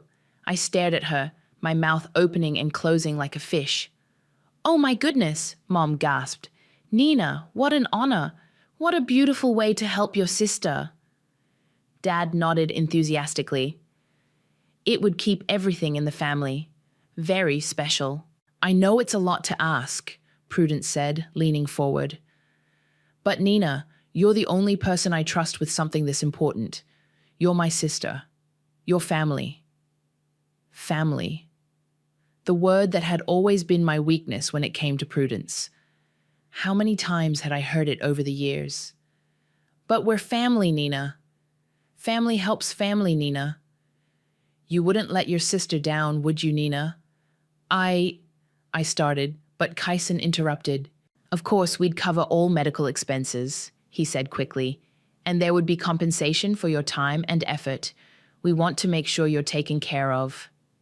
Money isn't the issue, I said, though honestly, it would help. It's just, this is huge. Think about it, Prudence said, reaching across the table to squeeze my hand. You'd be giving us the greatest gift imaginable. Our child would literally exist because of you. I looked around the table at their expectant faces. Mom was practically glowing with pride. Dad kept nodding like this was the most natural thing in the world. Kyson looked hopeful but respectful, like he'd accept whatever I decided. And Prudence. Prudence looked at me with those blue eyes that had always been able to convince me to do anything. Okay, I heard myself say. Yes, I'll do it. The table erupted in celebration. Mom started crying happy tears. Dad raised his wine glass in a toast. Kyson looked genuinely moved. But as I watched Prudence's face light up with triumph, I caught something else in her expression. Something that made my stomach twist. Relief. But not the kind you'd expect from a woman who'd just been offered the chance to have a baby. It was the relief of someone whose plan had just fallen into place.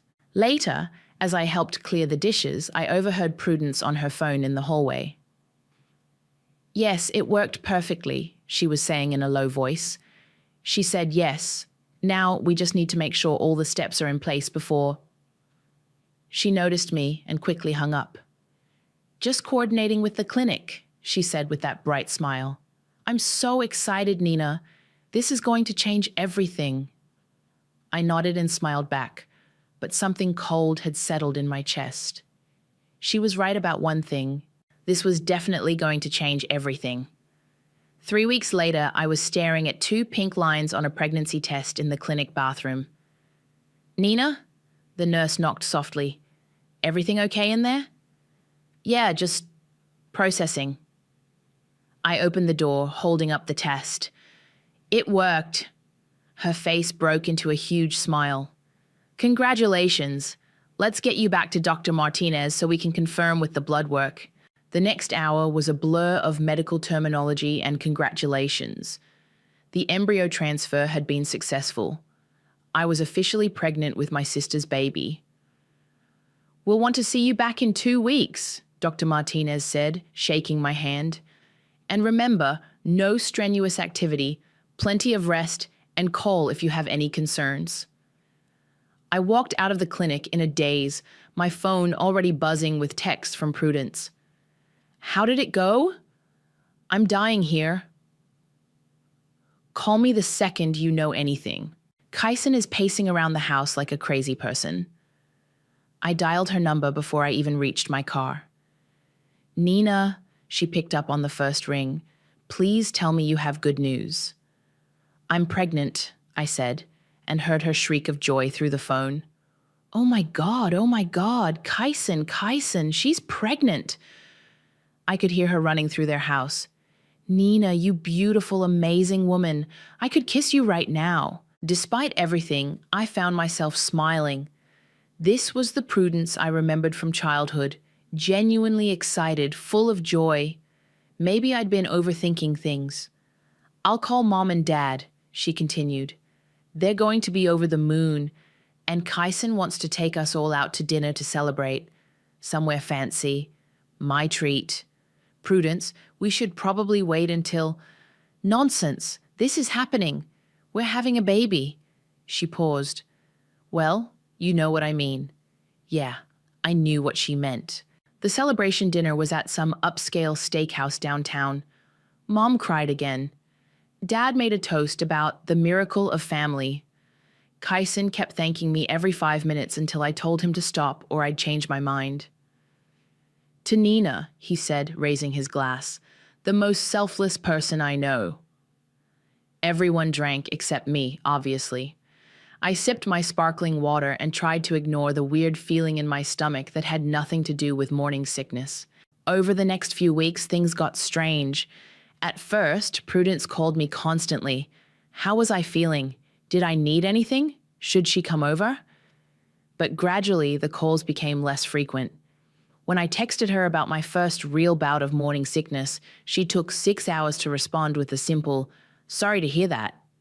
When I called to tell her about my 8-week appointment, she seemed distracted. That's great, Nina. Listen, I'm actually really busy with some legal stuff right now. Can we catch up later? Legal stuff. That was new. I started noticing other things too. Prudence stopped asking about baby names or nursery plans. When I brought up prenatal classes, she changed the subject. And whenever I mentioned telling people about the pregnancy, she got weird. Let's keep it quiet for now, she'd say. You know how people can be about surrogacy. Let's wait until you're further along. But the strangest thing was how she acted around Kaisen. At family dinners, there was this tension between them that hadn't been there before. He'd try to include her in conversations about the baby, and she'd give these tight smiles and excuse herself to take phone calls. Everything came to a head on a Tuesday afternoon in my 10th week. I was at home, working on a client project, when Prudence showed up at my door unannounced. She looked different, thinner, more angular. Her usual perfect composure was cracked around the edges. We need to talk, she said, pushing past me into my apartment. Okay, I closed the door behind her. What's going on? You've been acting weird for weeks. She turned to face me, and for the first time in my life, Prudence looked genuinely uncomfortable. Nina, I need you to do something for me. What kind of something? She took a deep breath. I need you to terminate the pregnancy. The words hit me like a slap. What? I know how it sounds, but hear me out. Are you insane? I stared at her. Prudence, I'm 10 weeks pregnant with your baby. The baby you begged me to carry. It's not my baby, she said quietly. What do you mean it's not your baby? It's your embryo. Your egg, Kaisen's sperm. Nina, sit down. Something in her tone made my blood run cold.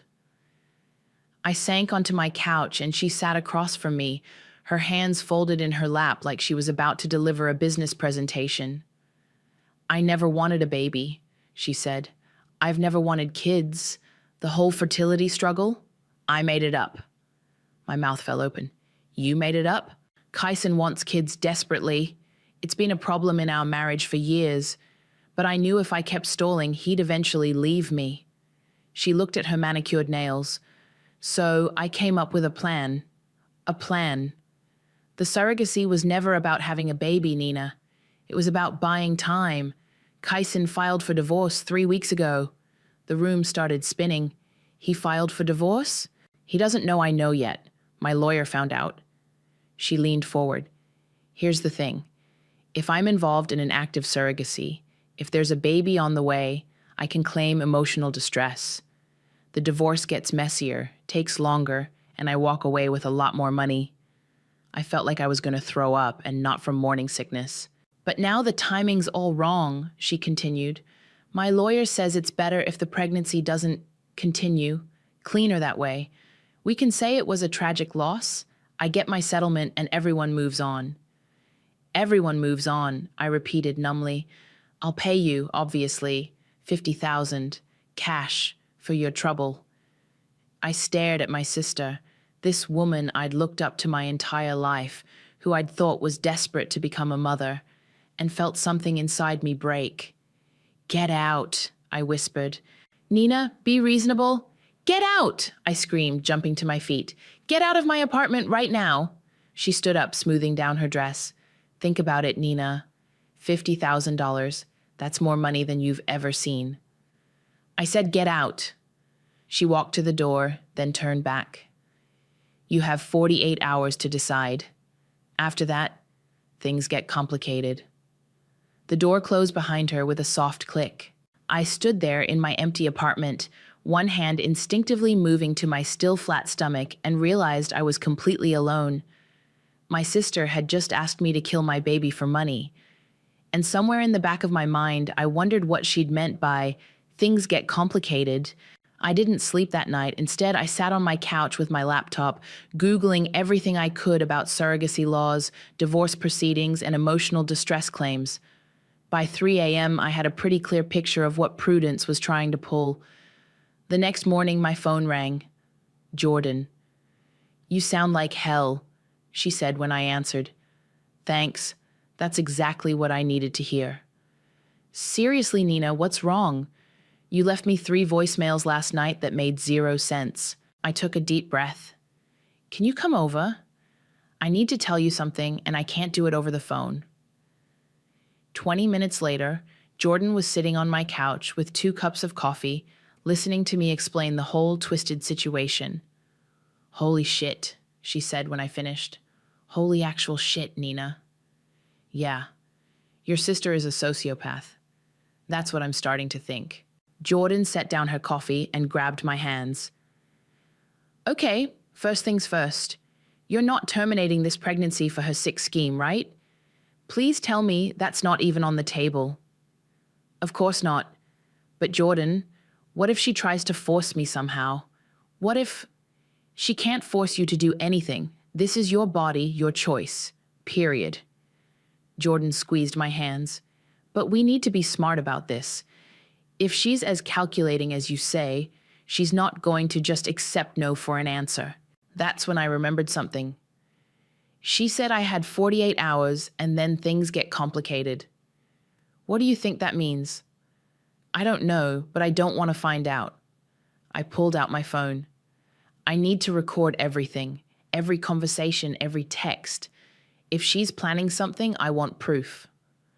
Jordan nodded. Good thinking. What about Kyson? Does he know any of this? I don't think so. Prudence said he doesn't know she knows about the divorce filing. Nina, you have to tell him. My stomach clenched. I can't. He's going through enough already. He has a right to know what she's doing. And honestly, he might be your best ally in this. I stared at my phone, scrolling through Kyson's contact information. Jordan was right, but the thought of telling him made me sick. What if he doesn't believe me? Then we'll have the recordings to back you up. 2 hours later, I was sitting in a coffee shop downtown, waiting for Kyson. I'd texted him asking to meet, saying I needed to discuss something about the pregnancy. He'd agreed immediately, probably thinking I had concerns about medical stuff. He walked in, looking tired but concerned, scanning the room until he spotted me. When he sat down, I noticed the dark circles under his eyes. Nina, is everything okay? Is it the baby? The baby's fine, I said quickly. But we need to talk about Prudence. His expression shifted. What about her? I pulled out my phone and placed it on the table between us.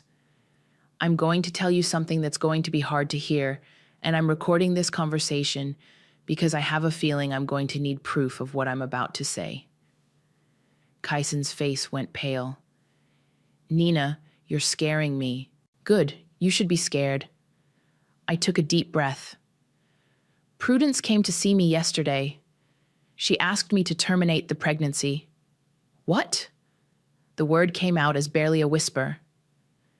She told me the whole thing was a scam, Kaisen. The fertility issues, the desperate need for a baby, all of it was fake.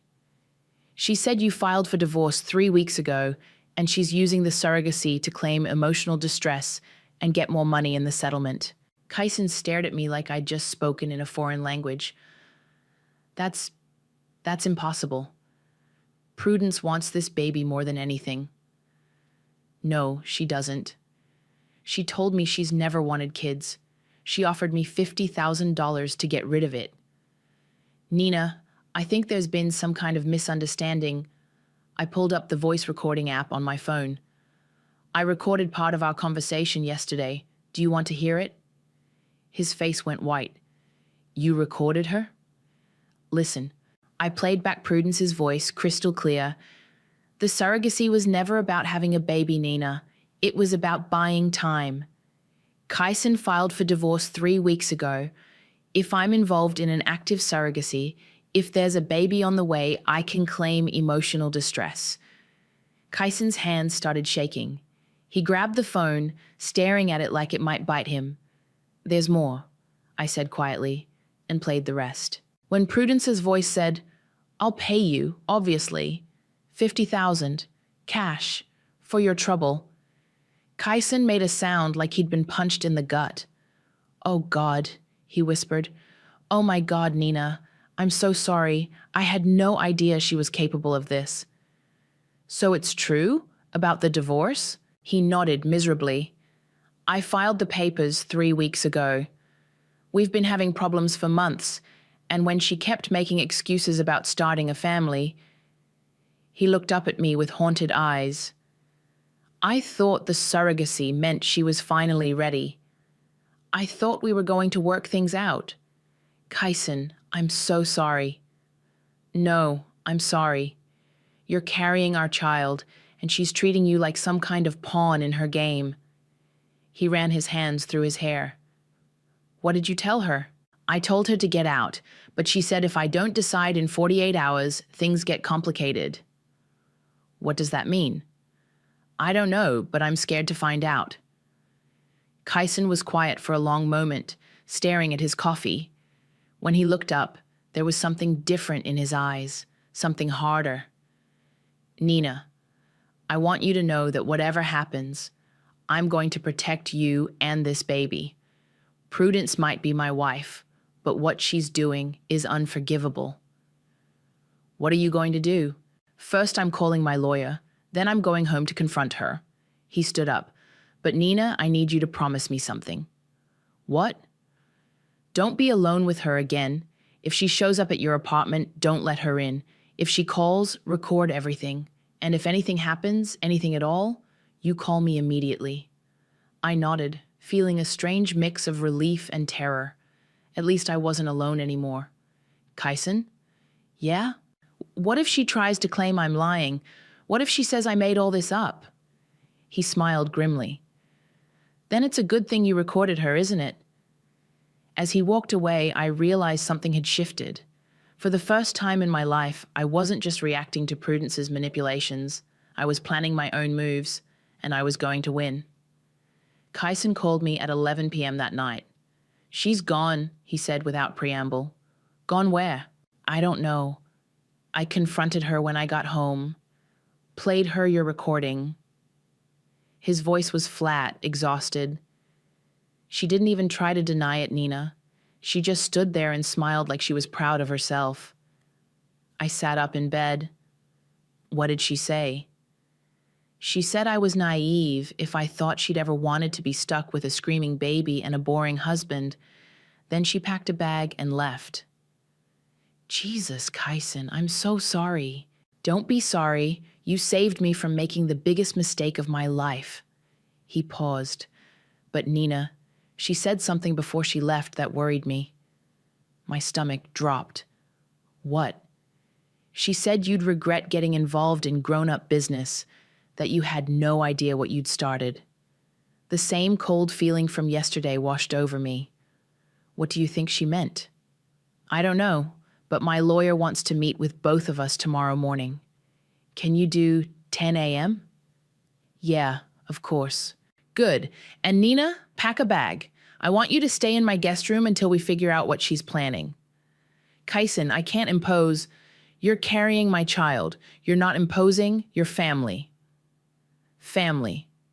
The word hit different coming from him than it ever had from Prudence. The next morning, I sat in a conference room across from River Cox, Kaisen's divorce attorney. She was sharp-eyed and no-nonsense, the kind of woman who probably ate opposing counsel for breakfast. Let me make sure I understand this correctly, River said, reviewing her notes. Prudence fabricated fertility issues, convinced you to be a surrogate, and now wants you to terminate the pregnancy to strengthen her divorce case? That's right. And you have recordings of her admitting this? I nodded and played the audio again. River's expression got darker with each word. This is fraud, she said finally. Medical fraud, emotional manipulation, possibly extortion depending on what she meant by things getting complicated. What can we do? Kaisen asked. Several things. First, we're filing an emergency motion to freeze her access to your joint accounts. If she's planning something, money is usually involved. River turned to me. Second, Nina, I strongly recommend you get a restraining order. A restraining order? Against my own sister? Your sister just tried to convince you to terminate a pregnancy for her financial gain. That's not normal sibling behavior. She had a point. What about the baby? I asked. Legally, where do I stand? As the surrogate, you have rights. But the situation is complicated by the fact that this was supposed to be a family arrangement, not a formal surrogacy contract. River pulled out a thick folder. We need to establish legal parentage immediately. I'm recommending Kaisen file for sole custody, with you listed as the birth mother. What does that mean exactly? It means you and Kaisen would be the legal parents. Prudence would have no claim to the child. Kaisen reached over and squeezed my hand. Only if that's what you want, Nina. This is your choice. I looked between them, feeling the weight of the decision.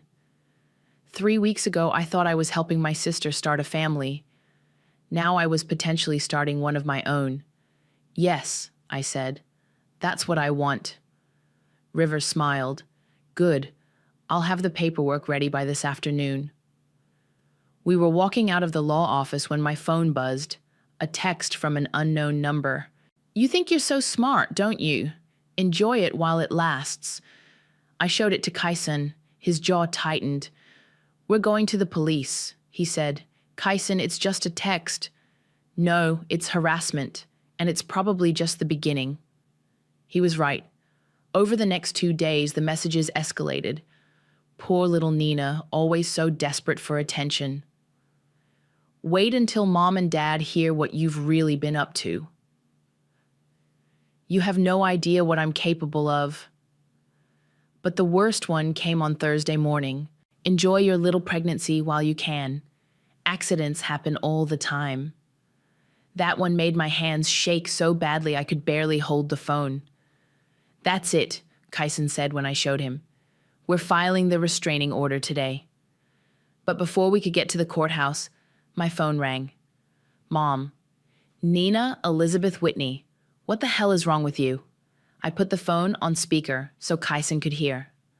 Hi, Mom. What are you talking about? Don't play dumb with me. Prudence told me everything. How you seduced Kaisen. How you're trying to steal her husband and her baby. Mom, that's not... She's devastated, Nina. Absolutely devastated. She's staying with us because she's too heartbroken to be in her own home. Kaisen's face went red. He grabbed the phone. Virginia, this is Kaisen. Your daughter Prudence is a liar and a fraud. She tried to convince Nina to terminate our baby for money. Don't you dare speak about my daughter that way. Prudence told me how you've been manipulating Nina, turning her against her own family. I have recordings of Prudence admitting everything. There was a pause. Recordings can be faked. Jesus Christ, Kyson muttered. Mom, I said, taking the phone back, please just listen to me for 1 minute. I don't want to hear it, Nina. You've always been jealous of your sister, and now you've gone too far. If you don't stop this nonsense and do the right thing, you're going to lose your family forever. The line went dead. I stared at the phone, feeling like I'd been slapped. Nina, Kyson said gently, I'm sorry. She didn't even want to hear my side. Because Prudence got to her first. That's what manipulators do. They control the narrative. My phone buzzed again. This time it was my dad. Your mother is very upset. Maybe it's time to reconsider your position. Some things are more important than money. They think I'm doing this for money, I said, showing Kyson the text. What do you want to do? I looked at him, this man who'd been nothing but kind to me, who was willing to fight for a baby that wasn't even biologically his anymore, who'd chosen to believe me over his own wife. I want to fight, I said. I want to show them exactly who Prudence really is. Kyson smiled. Good, because I just got a text from River. She found something interesting in Prudence's financial records. What kind of something? The kind that's going to make your parents very uncomfortable when they realize what their golden child has really been up to. For the first time in days, I felt hope. Prudence wanted to play games? Fine, let's play. River's discovery was a bombshell. Your sister has been siphoning money from Kyson's accounts for months, she said, spreading financial documents across the conference table. Small amounts at first, but it escalated. We're talking about nearly $200,000. I stared at the bank statements. She stole $200,000? Technically, as his wife, she had legal access to the joint accounts, but look at this. River pointed to a series of transactions. She's been moving money to offshore accounts, liquidating investments, even taking cash advances on credit cards in Kyson's name. Kyson's face was stone. She was planning to disappear. That's what it looks like. The surrogacy scheme was probably her backup plan in case you didn't file for divorce when she expected. My phone buzzed. Another unknown number. Hope you're enjoying your little victory lap? Check your email. I opened my email app with shaking hands. There was a message from a Gmail account I didn't recognize with attachments. Oh my God, I whispered. What is it? Kyson leaned over to look. The email contained photos. Photos of me leaving the fertility clinic, entering Kyson's house, sitting in the coffee shop with him. The subject line read, Home Wrecker's Evidence Package. She's been following me, I said, my voice barely audible. River grabbed my phone. This is stalking. We're filing charges immediately. But before we could do anything, my work phone rang. Nina, it's Marcus. My boss sounded uncomfortable. I need you to come in. We have a situation. 20 minutes later, I was sitting in Marcus's office while he showed me printouts of social media posts. Someone created a Facebook page called Nina Whitney The Truth, he said. It's got photos of you, claims you seduced a married man and are trying to steal his baby. I scrolled through the posts, feeling sick. There were the photos from the email, but also older ones, me at company events, at the grocery store, even one from high school that I had no idea how she'd gotten. The captions were vicious. Nina Whitney pretends to be the sweet little sister, but she's actually a manipulative homewrecker who targeted her own sister's husband. She convinced them she wanted to help with surrogacy, then tried to steal the baby and the man. Disgusting. This woman works at Davidson Marketing. Would you trust someone like this with your business? Marcus, none of this is true. I believe you, Nina, but we've already had 3 clients call asking about it. And honestly, the company can't afford this kind of publicity. My heart sank. Are you firing me? I'm putting you on administrative leave until this gets resolved. With pay, he added quickly. But Nina, you need to fix this fast. I drove back to Kyson's house in a daze. When I walked in, he was on the phone with someone, his voice tight with anger. I don't care what your daughter told you. I have bank records showing she stole from me and recordings of her trying to coerce Nina into terminating our baby. He saw me and held up one finger. No, Edward, I will not work this out quietly. Your daughter is a criminal, and I'm pressing charges. He hung up and turned to me. Your dad. Apparently Prudence told them you're blackmailing me. She got me suspended from work. Kyson's face darkened. What? I showed him the Facebook page.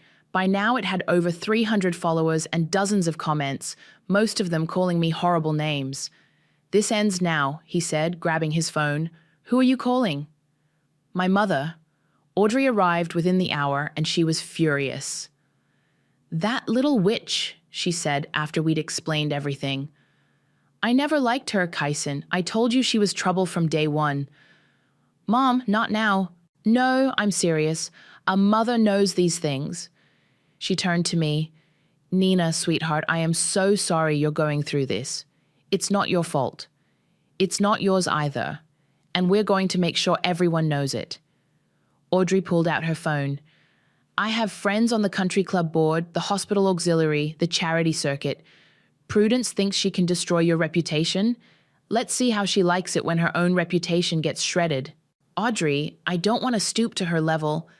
Honey, sometimes you have to fight fire with fire, especially when you're protecting an innocent baby. My phone rang. Jordan. Nina, what the hell is happening? My mom just called me about some Facebook page. It's a long story. Can you come over? I'm already in my car. Jordan arrived just as River was explaining our legal options.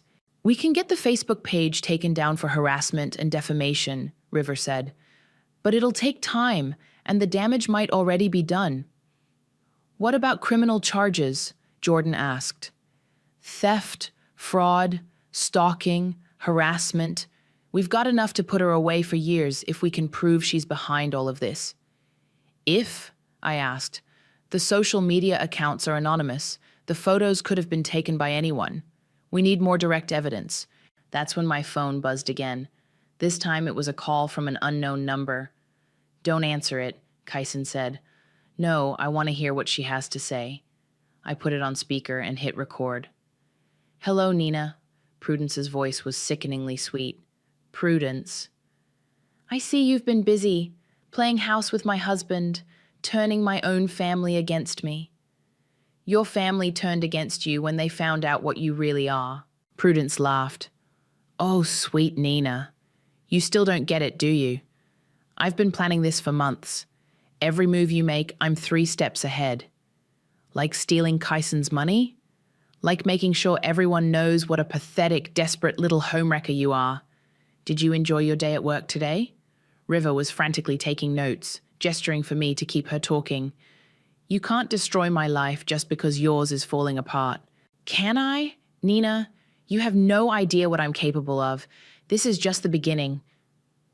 What do you want? I want you to disappear. Take whatever money Kyson's offered you and leave town. Get rid of the baby and never contact any of us again. And if I don't?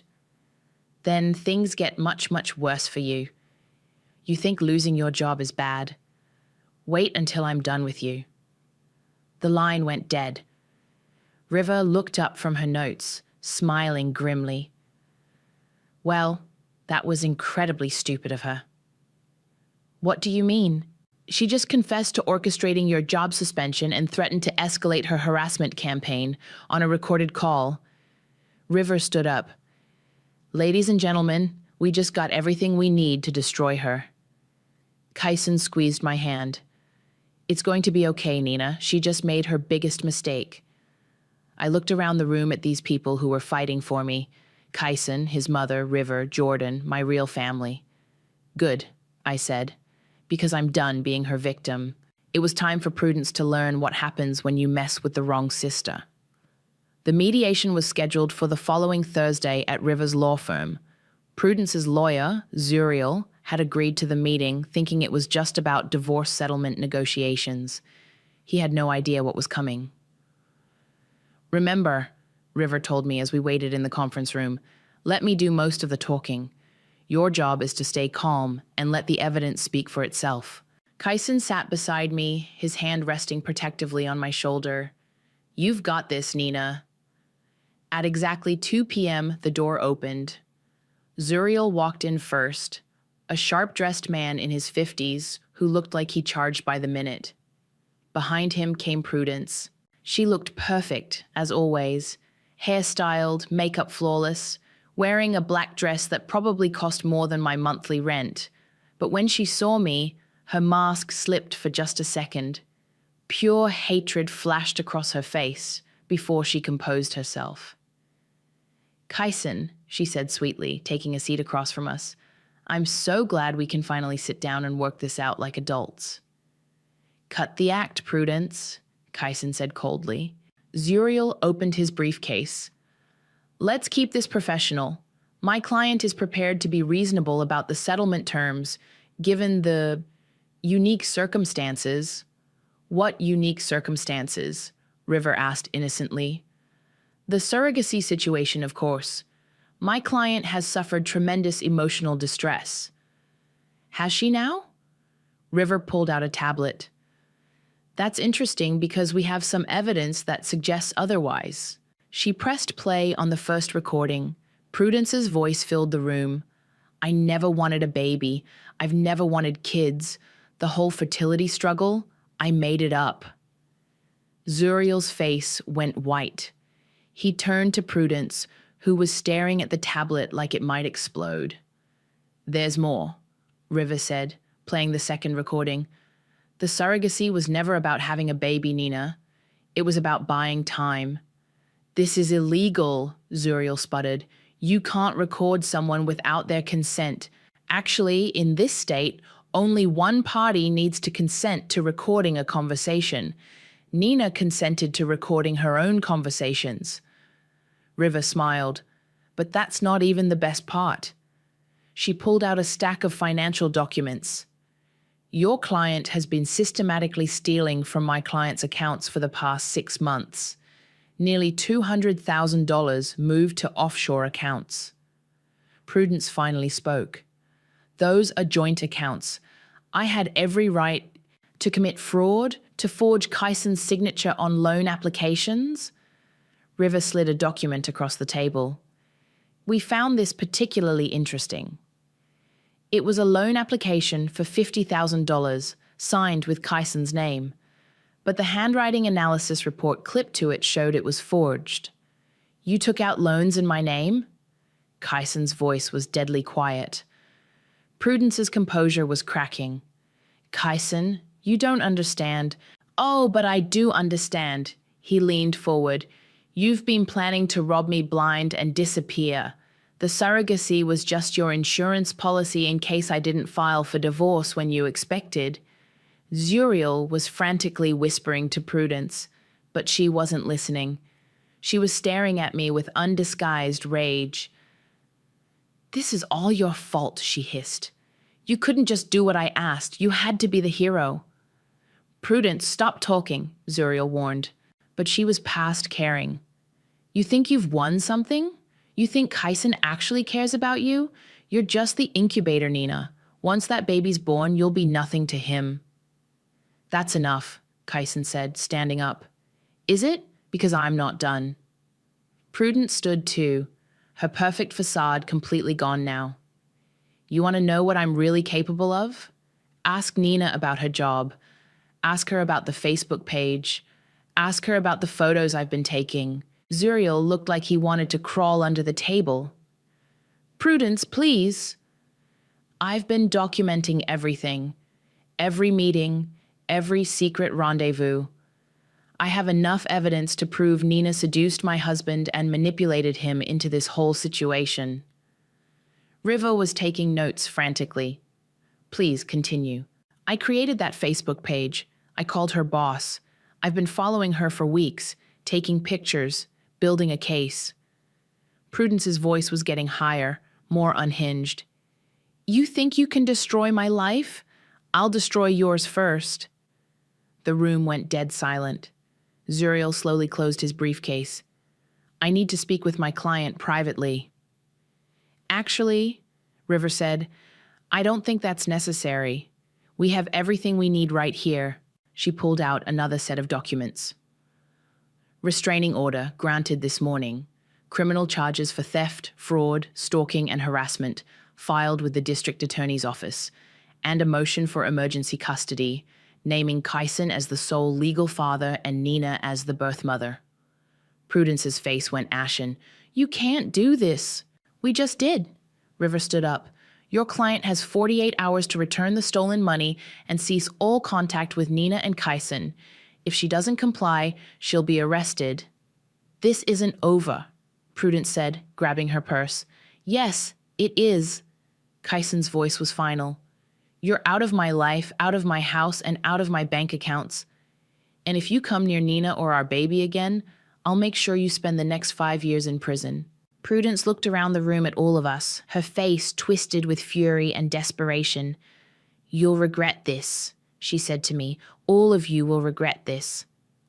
The only thing I regret, I said, finally finding my voice, is that it took me 29 years to see who you really are. She stormed out, Zuriel trailing behind her like a whipped dog. River sat back down, grinning. Well, that went better than expected. Better? I asked. She confessed to everything on the record. Stalking, harassment, creating the Facebook page, getting you suspended from work. My paralegal was recording the whole meeting. Kyson squeezed my hand. It's over, Nina. She can't hurt you anymore. But even as relief flooded through me, I couldn't shake the look in Prudence's eyes as she'd left. This might be over, but something told me the real consequences were just beginning. For all of us. The fallout was swift and brutal. Within 24 hours of the mediation, Prudence's mugshot was all over the local news. Local woman arrested for fraud and stalking read the headline in the morning paper. The article detailed the theft, the forged loans, and the harassment campaign. I was feeding breakfast to my growing belly when Jordan called. Have you seen the news? She asked. I'm trying not to look. Nina, you need to see this. Channel 7 is running the story right now. I turned on the TV just in time to see a reporter standing outside the courthouse. Prudence Morrison was arrested yesterday on multiple charges, including theft, fraud, and stalking. The victim appears to be her own sister, who was serving as a surrogate for Morrison and her estranged husband. My phone started ringing immediately. Unknown numbers, one after another. Don't answer, Kyson said, walking into the kitchen. River says reporters have been calling her office all morning. This is insane. I never wanted it to be public. Prudence made it public when she created that Facebook page. Now she gets to deal with the consequences. The consequences were devastating. By noon, I'd received calls from 3 of my former clients wanting to hire me freelance. Apparently, the real story had gotten out, and people were horrified by what Prudence had done. But the best call came from Marcus. Nina, I owe you an apology, he said. I just got off the phone with 5 different people who called to tell me what really happened. Your job is waiting for you whenever you're ready to come back. Thank you, Marcus. That means everything. Actually, there's more. The Davidson Group wants to offer you a promotion. Seems like surviving your psycho sister has made you something of a local celebrity. I laughed despite everything. I'll think about it. But not everyone was supportive. My parents called that afternoon. Nina, how could you do this to your sister? Mom's voice was shrill through the speakerphone. Do what? Tell the truth? You've destroyed her life. She's been arrested. She's all over the news. She can't show her face anywhere. She destroyed her own life when she decided to steal money and stalk me. That's not what happened, Dad interjected. Prudence explained everything. You manipulated the situation to make her look bad. I looked at Kyson, who was shaking his head in disbelief. Dad, there are recordings, bank records, evidence. Evidence can be faked. Jesus Christ, I muttered. You're really going to defend her even now?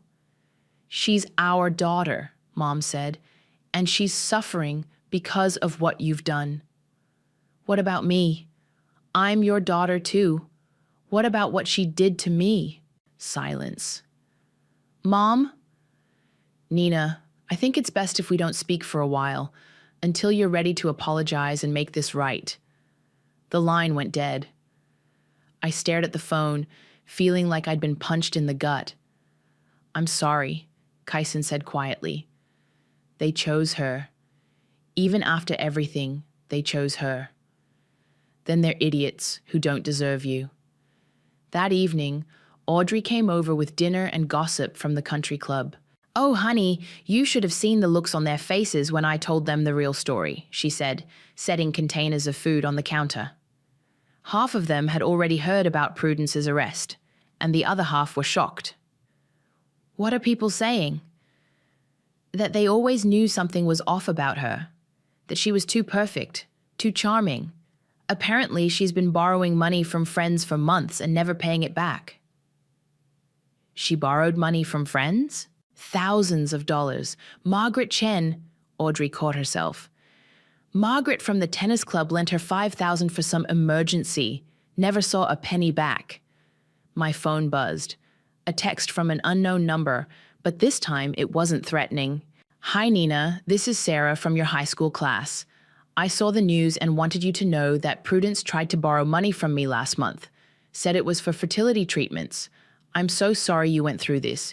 You're brave for standing up to her. Over the next few days, similar messages poured in.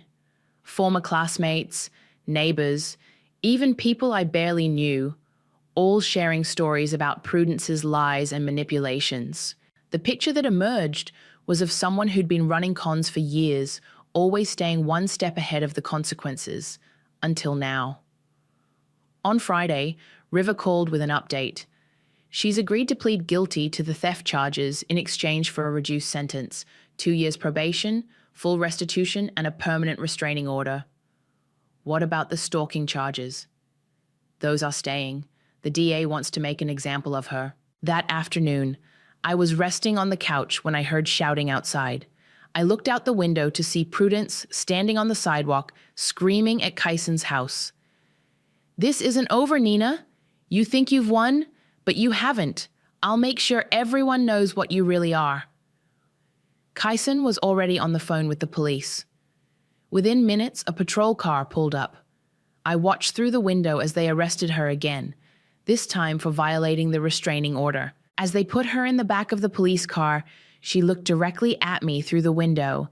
Even from a distance, I could see the rage and hatred in her eyes. She's really lost it, Kyson said, sitting beside me on the couch. I know. And the scary part is, I think this is who she's always been. I just never wanted to see it. That night, I felt the baby kick for the first time. A strong, determined little flutter that made me smile despite everything. Did you feel that? I asked Kyson, grabbing his hand and placing it on my belly. His face lit up when the baby kicked again. Hello in there, little one. He's going to be okay, I said. We're going to make sure of it. He? Just a feeling. Kyson smiled. He's lucky to have you as his mom. For the first time in weeks, I felt truly at peace. Prudence had tried to destroy my life, but instead, she'd given me something I never expected. A real family. The baby came 3 weeks early on a Tuesday morning in March. His name is Oliver, I said, holding my son for the first time while Kyson sat beside my hospital bed, tears streaming down his face. He's perfect, Kyson whispered, gently touching Oliver's tiny hand. Absolutely perfect. Jordan burst through the door with balloons and flowers. I came as soon as I got your text. Oh my God, Nina, he's beautiful. Audrey arrived an hour later with enough baby clothes to outfit triplets. My first grandchild, she said, cradling Oliver like he was made of glass. I've been waiting for this moment for years. The room filled with laughter and joy, and for a moment I forgot about everything else. This was what family was supposed to feel like. Then my phone buzzed. It was Cade, my younger brother. He'd been texting sporadically over the past few months, caught between loyalty to our parents and his own conscience. "Congratulations on the baby. I saw the photos Jordan posted. He's beautiful." I showed the text to Kyson. "Should I respond?" "That's up to you," I typed back. "Thank you. His name is Oliver. I'd like to meet him sometime, if that's okay." "I'd like that too." The next message surprised me. "Mom and Dad don't know I'm texting you. They're still convinced Prudence is the victim in all this." "How is she?" "Not good. She's living in the basement, barely leaves her room. Dad's paying for her lawyer." I handed the phone to Kyson, who read the messages and shook his head. "Some people never learn," he said. 2 days later, we brought Oliver home to Kyson's house. Our house now, officially. I'd moved in permanently during my 3rd trimester, and somewhere along the way, it had stopped feeling temporary. We were settling into our new routine when River called with news. "Prudence violated her plea agreement," she said. "She created another fake social media account and started posting about you again. The DA is revoking the deal and pushing for jail time." "How much time?" 2 to 5 years, depending on the judge. I looked at Oliver sleeping in his bassinet, so peaceful and innocent. "Good. Maybe she'll finally get the help she needs." "There's something else. Your parents hired a lawyer. They're trying to claim grandparents' rights." My blood ran cold. "They want custody? Visitation? They're arguing that you're an unfit mother because of the family drama you caused." Kyson took the phone. "River, what are our chances?" "Slim to none. They have no legal standing, especially given their support of Prudence's criminal behavior. But it means more court dates, more stress." That evening, as I was feeding Oliver, there was a knock at the door. Kyson answered it, and I heard familiar voices. My parents. "We want to see our grandson," Mom said, pushing past Kyson into the living room. Dad followed, looking uncomfortable but determined. "Nina, this has gone on long enough." I stood up, holding Oliver protectively. "You need to leave." "We're his grandparents," Mom said. "You can't keep him from us. Watch me." "Nina, be reasonable," Dad said. "We know you're angry, but family is family." "You're right. Family is family. And you chose your family when you decided to support a criminal over your own daughter." Mom's face flushed red. "Prudence made mistakes, but she's still your sister. She's still our daughter. And I'm still your daughter too. But you wrote me off the moment I refused to go along with her scheme." "That's not true. Isn't it? When's the last time you asked how I was doing? When's the last time you cared about my life, my feelings, my well-being?"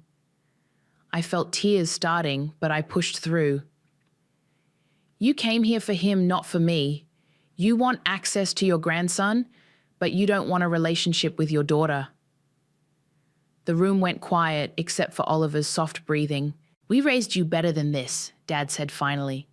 "No, you didn't. You raised me to be Prudence's doormat. You raised me to put everyone else's needs before my own. You raised me to believe that keeping the peace was more important than standing up for myself." Kyson stepped beside me. "I think you should go." "This is between family," Mom snapped. "I am family," Kyson said firmly. "Nina and Oliver are my family, and you're not welcome here." After they left, I sat on the couch with Oliver, feeling drained but oddly relieved. "You okay?" Kyson asked, sitting beside me. "Yeah, I think I am." My phone buzzed. A notification from Facebook.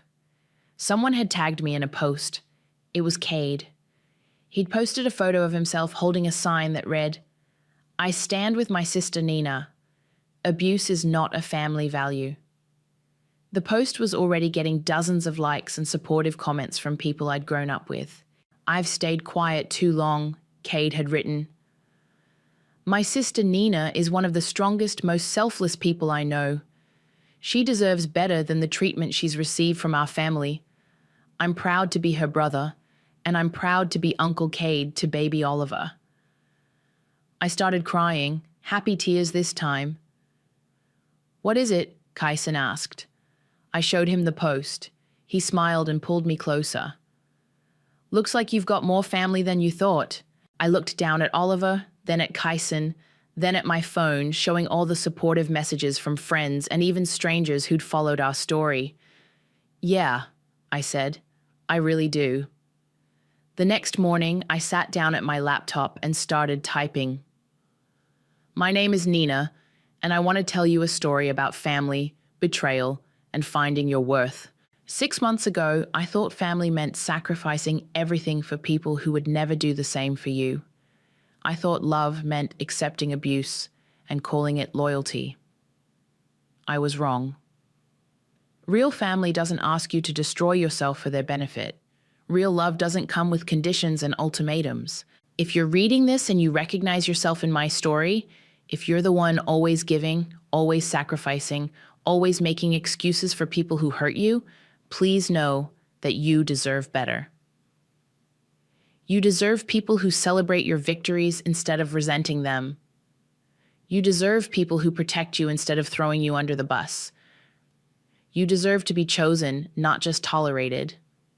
It took me 29 years to learn that lesson. I hope it doesn't take you as long. Sometimes the family you choose is better than the family you're born into. And sometimes standing up for yourself is the most loving thing you can do. I posted it on my blog, shared it on social media, and sent it to a few online publications that had reached out about my story. Within hours, it had been shared hundreds of times. My inbox filled with messages from people sharing their own stories, thanking me for speaking out, telling me I'd inspired them to set boundaries with toxic family members. Oliver stirred in his bouncer, making soft baby noises. I picked him up and held him close. "Your mama's kind of famous now," I told him. "But don't worry, I'm not going to let it go to my head." Kyson walked into the room with coffee and the morning paper. "How's our little celebrity doing?" "Good, really good." I kissed Oliver's forehead. "We're all good." And for the first time in my life, I meant it.